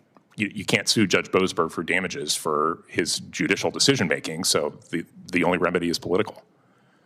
Would you consider it to be grossly incompetent if Judge Boasberg had not even inquired who these people were, and whether they were members of Congress? Oh, yes, extremely incompetent. Okay. That's all I've got, Mr. Chairman. Senator Hirono. Oh, thank you, Mr. Chairman. Well, here we are once again. Once again with a hearing espousing Republican conspiracy theories, and once again focusing on Jack Smith. How many times do we Democrats have to say, why don't we just bring Jack Smith before this committee? Why do we not put him under oath? Why don't we just ask him questions? The witnesses this morning are speculating as to what Jack Smith knew or what he told the judge, speculating about what the judge was told by Jack Smith. I mean, instead of all these speculations, why don't we just call Jack Smith? See, that has never been adequately answered in my view. I think it's time, rather than continuing to go down this rabbit hole. And really, the term milking a dead cow or beating a dead horse comes to mind, because this is what this exercise is. It is milking a dead cow, which describes, I looked it up, describes a completely futile, pointless, or waste of effort that will yield no results. It implies trying to extract value, information, or result from a source that is already dead, exhausted, or incapable of providing anything further. So the further providing of information should come directly from Jack Smith. So, I'm going to repeat what some of my colleagues have said. There are three things that we can focus on with the work of this committee, rather than wasting our time like this. First is call Jack Smith. Second, he has already offered to testify, so we're not going to get much resistance from him. He's already testified before the House, and he issued some reports, and we should get access to Volume 2 of Jack Smith's report. So not only should we call him to testify, but we should get our hands talking about getting information that would be good for us to have. Volume 2 of Jack Smith's report. And then thirdly, there's been a focus on Kash Patel. After he received immunity, he did testify to the grand jury, and we've been trying to access that testimony. And Director Patel has stonewalled and lied to this committee, saying that he can't provide that testimony. Yes, he can. And once again, my Republican colleagues don't seem to care that he lied to this committee. So we have, as far as I'm concerned, a refusal to confront the truth. And I'm really disheartened by what is happening to an institution called the FBI, not to mention the Department of Justice, but the FBI that had, I would say, a reputation for doing the work that protected the American people. And that is not the case. What we're seeing are people being fired, not for lack of competence. In fact, they were very, very competent, not for misconduct, but because they happened to question the leader, Donald Trump. This continuous effort on the part of my Republican colleagues to just bow down to this president who does not believe that the rule of law applies to him is amazing. And you know what? The American people are getting it. And that is why millions of them, in fact, I think this Saturday, there's going to be another rally, No King's Rally. Millions of Americans are saying, hey, Donald Trump, you are not our king. You cannot run this country through executive orders. You cannot act as though the rule of law does not apply to him. And by the way, no thanks to the Supreme Court. I think their decision on his immunity was one of the worst decisions that this court, and there are many. So let me just ask one question of Mr. O'Leary. Thank you very much for testifying. In your experience, and I know there are some very fine FBI agents who either were fired or left, over 1,000. Can you go over again, the fact that all of these very, very experienced people who were engaged in white-collar crime investigations, cyber attacks, et cetera, their departure, tell us how their departure is making our country safer. Senator, the loss of agents and analysts and professional staff across the FBI is impacting a variety of programs, from white-collar crime, protecting the integrity of our financial markets, and public corruption. Cyber, the head of the cyber division was fired, an exceptional agent that I served with for years. The head of the critical incident response group, who was the acting director in the beginning of the Trump administration, Brian Driscoll, was fired just this last August because he refused to fire one of his employees without cause as directed by Kash Patel. Brian Driscoll demonstrated the courage and the integrity that you would expect from a leader, and he refused to do so. He, in turn, was fired himself, thrown out of the FBI after years of service. He's a recipient of the Shield of Bravery and the Shield of Valor. Shield of Valor for being on a joint hostage recovery operation in Syria with the Special Operations Task Force to rescue an American citizen. These are the kind of individuals we're losing, and those who are not being fired. Thank you, Mr. O'Leary, for standing up for an institution that deserves our support. And instead, we have a director who parties around, who flies around in a plane, who visits his girlfriend. Give me a break. Senator Blackburn. Thank you, Mr. Chairman. Mr. O'Leary, I want to stay with you. if I may. Now, my colleague across the aisle seems to have a problem with Kash Patel, and you made a statement that you think he's made our country less safe. Do you own that statement? Yes, I do, ma'am. You do own that statement. Have you heard of Memphis, Tennessee? Yes, ma'am, I've been there many times. Good. Are you fully aware of what the FBI and the federal government has accomplished in Memphis, Tennessee? I think using FBI agents as part of a joint task force to reduce violent crime is very important, and I'm aware of their effectiveness there. Yes, ma'am. And you're aware that Director Patel has been very involved in planning, organizing, implementing this. Is that correct? I'm not personally aware of that, but if you say so, Well, let yes, me ma'am. make you aware of that. Are you aware that there have been over 9,000 arrests of violent criminals? If you say so, yes, ma'am. And would you say that arresting 9,000 violent criminals makes the country more or less safe? It certainly makes that jurisdiction, Memphis, a safer Makes community. the entire country more safe. Would you say that finding 150 missing children helps make this country more safe? Yes, it does, and the FBI has been doing that for decades, ma'am. And in Memphis, it's 153. You can stop being snarky, too. That would help. There have also, we've seen a 43% drop in overall crime, 36% drop in murder, and a 68% drop in carjackings in Memphis. Now, I wanted to bring all of this up because I think it's important that we focus on what we've been able to accomplish in the line of public safety when we appropriately use resources from the federal government, and when we're not having the DOJ weaponize itself and go after private citizens like Susie Wiles and Kash Patel were, when all of their records were subpoenaed in 2022 and 23. When we don't see the FBI going after 400 different conservative organizations, which they did, simply because they didn't like Donald Trump and they didn't like a lot of us, myself included. But you seem to be fine with that weaponization. You seem to think that it is okay.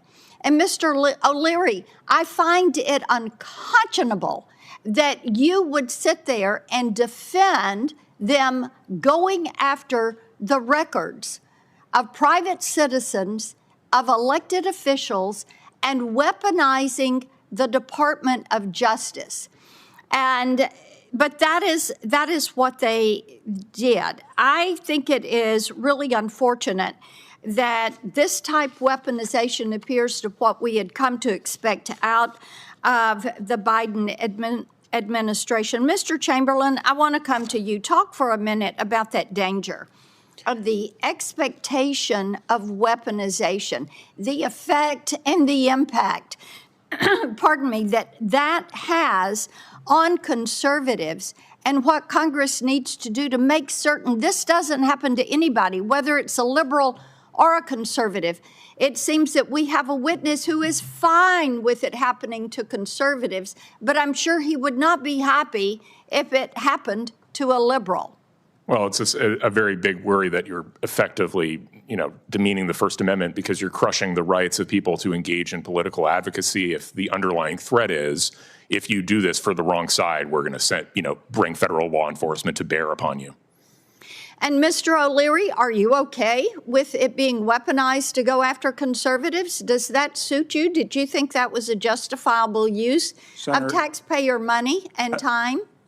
Senator, absolutely not. And let me just tell you, politics in the FBI workspace are absent.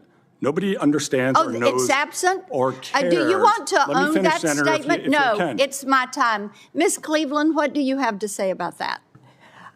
That's laughable. It is laughable. It is absolutely laughable that it has no place after everything we saw with Crossfire Hurricane, after what we're starting to see in the Arctic frost from the prohibitive files. It might be that you worked with the very few who are not political, but it is replete everywhere. We had Ray Holsler, who wrote an op-ed, I believe it was in the Washington Post, after he was fired, complaining about him being fired for no reason. But what do we now know? He was the one who refused to investigate the Clinton Foundation, and he's the one who turned over to the U.S. attorney who was actually doing the investigation a abbreviated summary of what was going on so that it hid all of the DOJ and FBI's protection and what they were doing to stop the investigation. It's laughable to say that there's no politicalization of the FBI, or maybe there isn't anymore because they fired the groups that were doing it. Thank you. Thank you, Mr. Chairman. Thank you. I want to thank each of the witnesses for your testimony. Written questions can be submitted for the record until Tuesday, March 31st at 5 p.m. And I'll ask the witnesses to answer and return the questions to the committee by April 14th at 5 p.m. And with that, this hearing is adjourned.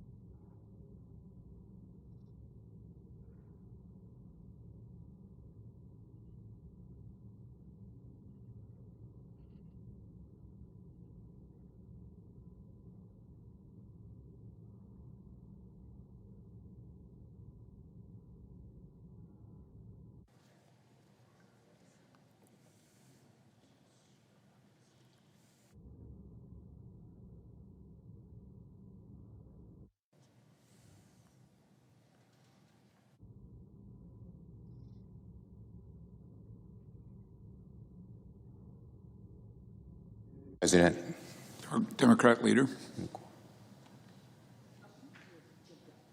Mr. President, well, I'd first like to talk about the voter ID amendment that Senator Thune talked about on the floor. Today, Leader Thune is going to appease the MAGA far right with another amendment Republicans claim is about common sense voter ID. But let's be very clear. This amendment is a giant cover-up. It was never in the original bill. The bill, 99% of it is about suppressing voters, about taking them off the voter rolls unbeknownst to them so they cannot vote. The bottom line is very simple. 99% of this bill has nothing to do with voter ID, what a voter does when they arrive at the polling place to vote. The vast majority of this bill, the overwhelming bulk, is about suppressing people on the voter rolls, taking them off, not even knowing about it. And it's a cover-up. When the Republicans saw that everyone saw through their so-called voter ID amendment, which is not about voter ID, but about suppressing the vote, they got worried. So they added this amendment to the original bill, and now Leader Thune is going to ask for a vote on it. But it is a cover-up to cover up what is a giant voter suppression bill. That's the real purpose. That's what 99% or so of this bill does. But they can't say that because it's so devastatingly wrong, unconstitutional, and unpopular with the American people. So they're trying to cover up with this amendment. And let me talk about the amendment. Republicans say their amendment's a reasonable approach to voter ID. It's not. It's not true when you look under the hood. What Republicans won't tell you is that, first, this MAGA voter ID proposal is more sweeping and restricted than every state, Democrat or Republican. So, Republican senators, this will make it even harder for people to identify themselves in your states. This amendment would preempt all state laws and was drafted by a MAGA think tank expert who was part of the Trump's 2020 fake elector scheme. Second, MAGA's voter ID provision would block students, veterans, and other state and federal IDs. Can you imagine? You can't use your under this amendment, you can't use your veteran ID after you've served your country and you want to come back and vote, and you show your voter ID, which has been used for so many different legitimate purposes, and they say, nope, doesn't meet this new law. Third, Democrats support common sense voter ID standards. States require varying forms of voter ID, either at registration, at the polls, or both. We support both. We support those. Democrats' Freedom to Vote Act from a few years ago set flexible, comprehensive standards based on West Virginia's then law for voter ID requirements. It was something I think that Senator Manchin talked about and helped get written into the bill. Ours is supposed to help people vote by making ID within reach. Theirs is very limiting. It doesn't even allow soldiers' ID as a mechanism. Our bill, our proposal in the Democratic Freedom to Vote Act from a few years back, provides flexibility for states and inclusive options for voters. That's a common sense approach to election integrity and voter access. This Republican amendment, however, does not. As I said, this is a giant cover-up to disguise the real purpose of the SAVE Act, which is to kick 20 million people off the voter rolls, most of them not even knowing that it's happened to them. Now, talking about this bill, senators continue negotiations to reach an agreement to fund TSA, fund the Coast Guard and FEMA and CISA, and fund other critical agencies, while at the same time securing real reforms to rein in ICE. We had made some modest progress over the weekend before Donald Trump threw a temper tantrum yesterday, demanding that the SAVE Act be part of any deal to pay TSA workers. Attaching voter suppression to TSA paychecks was an outrageous demand from the start. Democrats knew it, Republicans knew it, and we wasted a day of negotiations because of Donald Trump's temper tantrum. A day may not seem like a lot to the president, but that's another day of TSA workers needlessly waiting for checks, another day of travelers standing for hours at a time at security. Fortunately, it seems like things are getting back on track this morning. Donald Trump, perhaps realizing that Democrats will block voter suppression in the Senate, his SAVE Act, seems to have gotten over his temper tantrum. We hope for a little while. With him, you never know. Republicans can hopefully now come back to the table and get serious about reaching a solution to pay TSA workers ASAP. We await to hear from them on a written proposal that we will review. Because right now, the situation at our airports is untenable. TSA wait times in Houston reached 6 hours at one point over the weekend. And what does Donald Trump do? He sends ICE agents to the airports. ICE agents don't know the first thing about airport security. They weren't trained to screen travelers. They don't know the layout and protocols of airports they've been sent to. And it sounds like ICE agents aren't really doing anything once they get to the airport, many of them. They're just paid to stand around, posted by exits and baggage claims, just people watching. What's the point? What's the point? As Americans are waiting hours in line at the airport, they're asking each other, why is Trump paying these ICE agents who seem to have little to do, instead of using those dollars to pay TSA agents so the lines can go much more quickly? Americans waiting online are asking those questions. Just because something popped into Donald Trump's head, put ICE agents at the airports, and his administration just says, yes, sir, even though they know it's a ridiculous idea, doesn't mean we should continue it. We should have the TSA paid. Of course, perhaps it may not be that security is Donald Trump's main goal in sending ICE to the airports. Listen to this. Yesterday in a podcast, former Trump advisor Steve Bannon said Trump should use these agents as, quote, a test run to really perfect ICE's involvement in the 2026 elections. Again, Bannon. Trump should use these agents as a test run, his words, to really perfect ICE's involvement in the 2026 elections. This is bone-chilling. Steve Bannon is saying the quiet part out loud, calling ICE's deployment to airports a test run for the midterms. This is how authoritarians turn law enforcement into intimidation forces. This is why Democrats are so intent on reining ICE in. The disease of undermining elections is rampant in the right wing of the Republican Party, and it seems they'll use any means they can to achieve that goal. They know that Donald Trump and Republicans are in trouble this November, and they'll do whatever it takes, legal or not, to prevent a legitimate election. ICE needs to leave the airports now. Trump needs to pay TSA workers now and push Republicans to reach a deal. No intimidation forces at our airports. No more chaos at checkpoints. Enough is enough. And let me just finish with this on vote by mail. This morning, the New York Times reported that Donald Trump, who constantly complains about vote by mail, who says it's rife with fraud, used vote by mail himself in a special election in Florida. Can you believe it? According to Donald Trump, vote by mail is cheating when other people use it, but perfectly fine when he does it himself. What a hypocrite this man is. What a hypocrite. Maybe Donald Trump should ask for another amendment to the SAVE Act to create a presidential exception for mail-in ballots, because apparently his own rules do not apply to him. And of course, the White House is now offering ridiculous excuses, saying the president's a busy man. He obviously lives in the White House. This is all nonsense.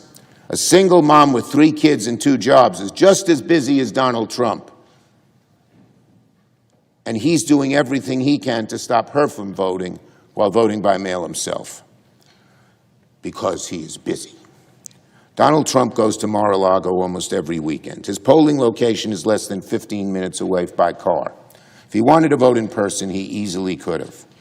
His decision to vote by mail shows just how hypocritical Donald Trump is about fraud and cheating. That's who he is, I'm afraid. And that tells you everything. It shows not only Donald Trump's hypocrisy, but the complete baselessness of his claims about voter fraud. It shows that the whole point of pushing this bill is to make it harder for people to cast a ballot.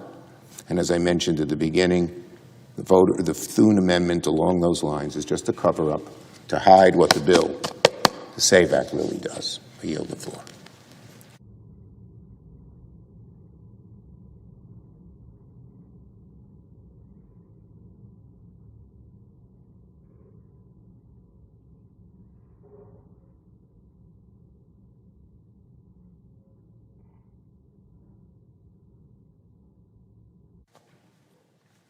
Mr. President. Senator from Kansas. Mr. President, thank you for the recognition. The recent decision to waive oil sanctions on Russia and Iran in an attempt to stabilize oil prices frees up both of these adversaries to sell their oil at market prices. Waiving oil sanctions now enriches the very countries that we wish to harm. It advantages the countries that wish to do us harm. Iran and Russia are actively working together to place Americans and other innocent lives at risk. Iran has provided Russia with critical drone technology to use in terrorizing Ukrainians, and Russia is reportedly providing intelligence that allows Iran to target U.S. facilities and critical infrastructure throughout the Middle East. I urge the administration to immediately delist these waivers and not renew them once they expire after 30 days. Last October, President Trump took the extraordinary step of imposing sanctions on Russia's two largest energy producers, Lukoil and Rosneft. This move was long overdue, and it corrected yet another error of President Biden's handling of Russia's war against Ukraine. Here in this body, in the Senate, more than 80 senators have added their names to legislation to further sanction Russian oil, and there is significant support to get this legislation passed. In the months following President Trump's new sanctions, Russia's revenues dropped significantly. Vladimir Putin was beginning to feel the budgetary pressures, forcing him to choose between which domestic program to cut or to sustain his war of aggression in Ukraine. The effect of President Trump's sanction policies is now at risk of being reversed. To combat rising oil prices, the Treasury Department recently lifted sanctions for a period of 30 days on Russian oil already at sea. The Financial Times estimates that Russia is earning $150 million a day, or nearly $2 billion, since the Strait of Hormuz was effectively closed at the start of the month. In the span of a 30-day waiver, Russia could reap nearly $5 billion in a single month. Similarly, with the waivers for Iran announced last Friday, one report says Iran could make as much as $14 billion from their sales. It makes no sense. It makes no sense to provide financial relief to a country that we're currently fighting. The impacts of these waivers will be immediate. Russia can now more easily fund its war machine, from producing more drones and ballistic missiles to offering more pay for enlistees. The influx of cash is a gift to one of our nation's greatest adversaries intent on continuing its war in Ukraine, dividing NATO and cooperating with China, Iran, and North Korea to undermine American interests. The infusion of money for Tehran will enable it to rebuild capabilities that have been degraded over the past several weeks. Iran can also fund its proxy networks that threaten our interests in Iraq, Lebanon, and Yemen. The waivers signal desperation to the Iranian regime and reinforces that their strategy of taking the Straits of Hormuz hostage is working. Since Putin began his full-scale invasion of Ukraine in 2022, he has wagered that he can outlast the United States of America. He can outlast Europe and other nations supporting Ukraine. Likewise, the Iranian regime believes it can endure pain for longer than its neighbors and the United States. It is up to us to make sure that that bet they both lose. Here at home, Americans are not immune to the sacrifices that come from waging war. Certainly our service members, their families, they are paying a price. But it's also expected that it's not expected that Americans can go without suffering as well. This is a reminder of the urgent need to reduce our dependence on foreign oil and strengthen domestic energy production.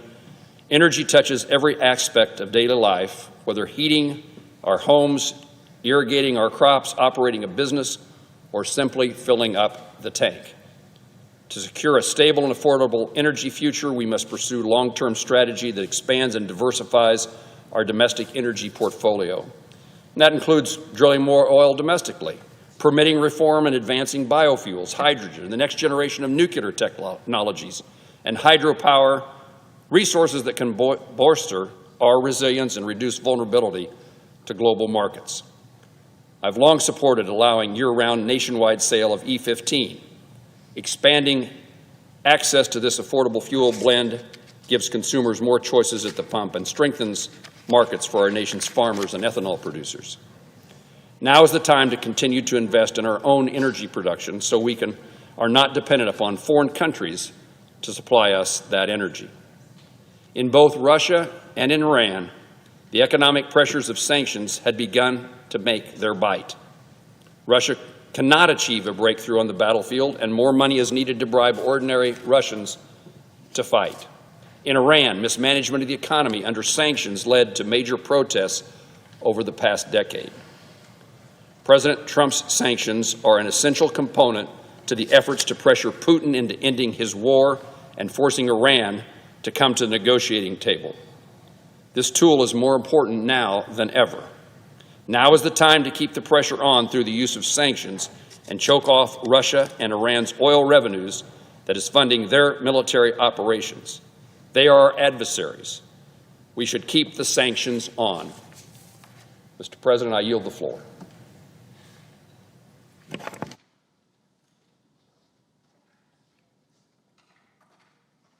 Mr. President. Senator from Nebraska. Thank you, Mr. President. My home state of Nebraska is currently facing devastating wildfires, the worst in our state's history. Yesterday, I, along with Senator Ricketts, Congressman Adrian Smith, and our Governor Jim Pillen, we welcomed U.S. Secretary of Agriculture Brooke Rollins to Nebraska so that she could meet firsthand with responders, ag producers, who have experienced incredible damage. Across the state, more than 800,000 acres and counting have burned, turning grasslands to ash. And we saw this firsthand up close. Family farms and ranchers have watched hundreds of miles of fences burned. They've done everything they can to protect their livestock. The coming weeks and months will be difficult. Fences will need to be rebuilt.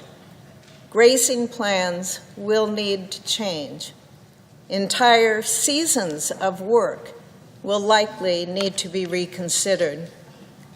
While recovery will be difficult, we should do everything in our power to ensure that disaster recovery programs at the USDA can support our farmers and ranchers during this difficult time.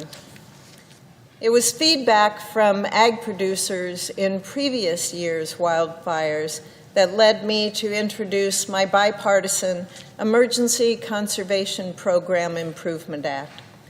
The goal of this legislation is to expedite federal cost sharing following these natural disasters, just like the wildfires burning across Nebraska right now.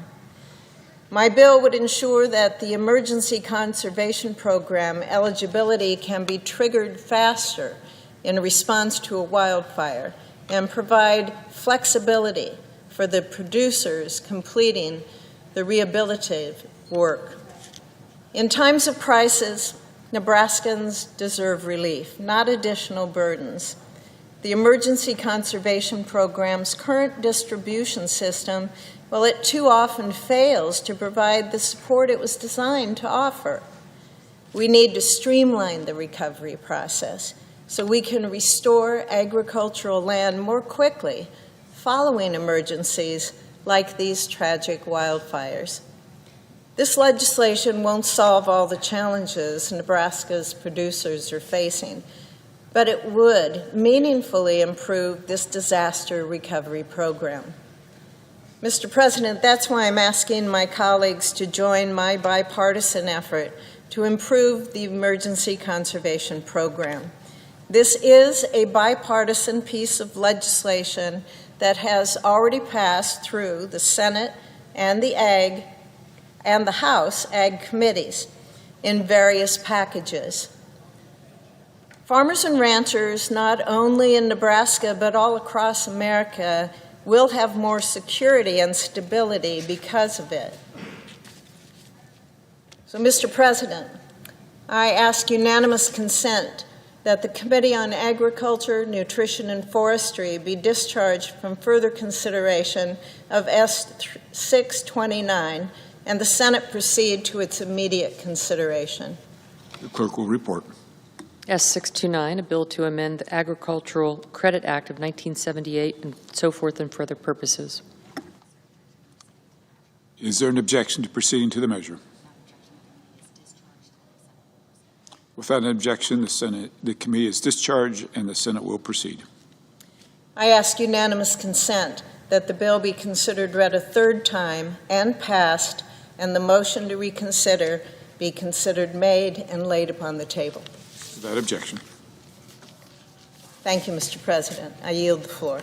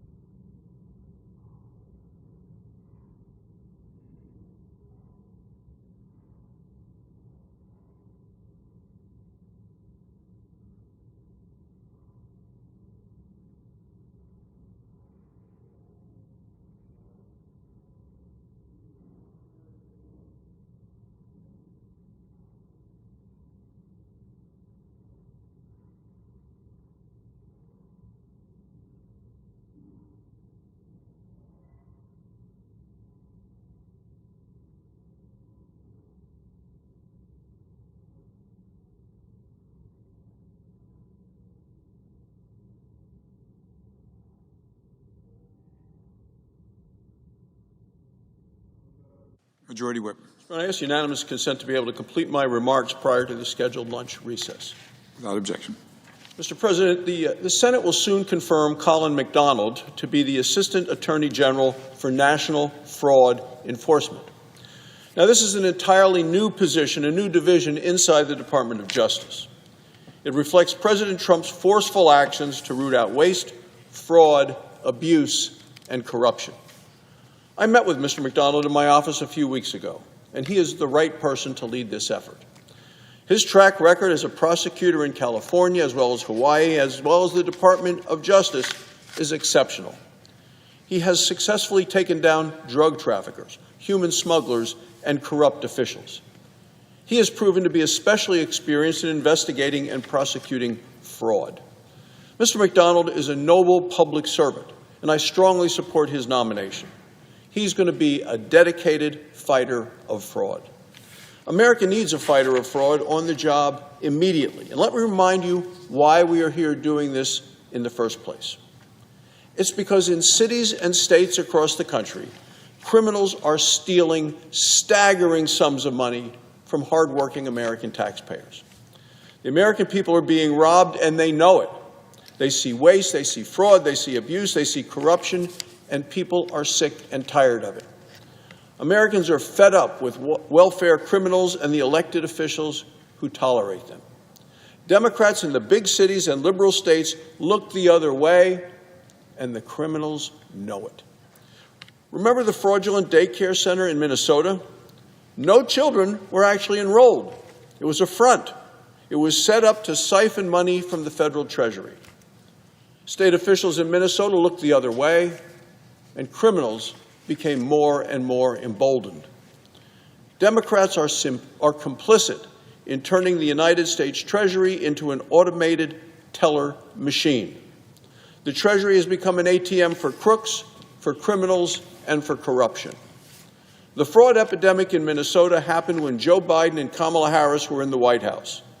The current governor, Tim Walz, is still in office today. And recall, he was Kamala Harris's vice presidential nominee in the 2024 presidential election. Fraud spread like wildfire on their watch. In one particular outrageous scheme, criminals falsified the diagnosis of autism. They bribed parents with thousands of dollars of government money to use their children's names on falsified documents. The records show that many parents actively negotiated to be paid even higher rates for the bribery. The parents who were in on the scams even threatened to move their children to competing fraudulent providers unless they received even more money. And these were children without autism. They didn't need treatment. Let me show you how bad this was. In 2018, the Minnesota Medicaid program that was designed to help children with autism spent a grand total of $6 million. That's the year 2018. 5 years later, due to the massive criminal fraud, as elected officials looked the other way, the price tag ballooned from $6 million to $193 million.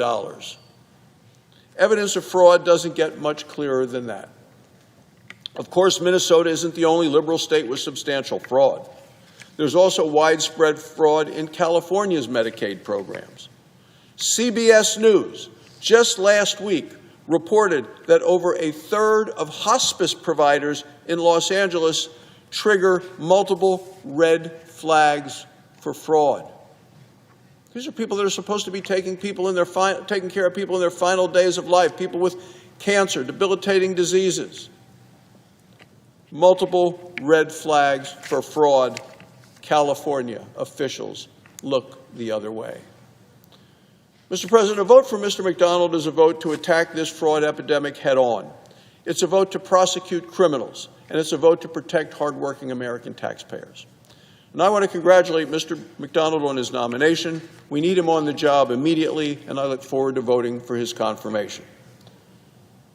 Mr. President, on a separate matter, for 5 weeks now, TSA agents have not gotten paid. Most continue to show up for work anyway. The TSA agents are struggling. They need to provide for their families. But as a result of the Democrat shutdown, some TSA agents are calling in sick or seeking new employment. On Sunday, 2 days ago, nearly 3,500 TS agents were absent from work. More than 400 have quit. They've done that since the shutdown of February 13th. It is worse when you look city by city. In Atlanta, Georgia, 42% of the TSA agents didn't show up for work on Sunday. In Houston, 40%. In New York City and Philadelphia, 1 in 4 TSA agents were absent. And this is a reason we see the very long lines at the airports. Mr. President, immediately funding the Department of Homeland Security is the only way to end the shutdown. We need to make sure they are funded. The Democrat shutdown is dangerous. It is disgraceful. But once again, Democrats are proving on this very floor that they care more about illegal immigrant criminals than they do the safety and security of the American people. Thank you, Mr. President. I yield the floor.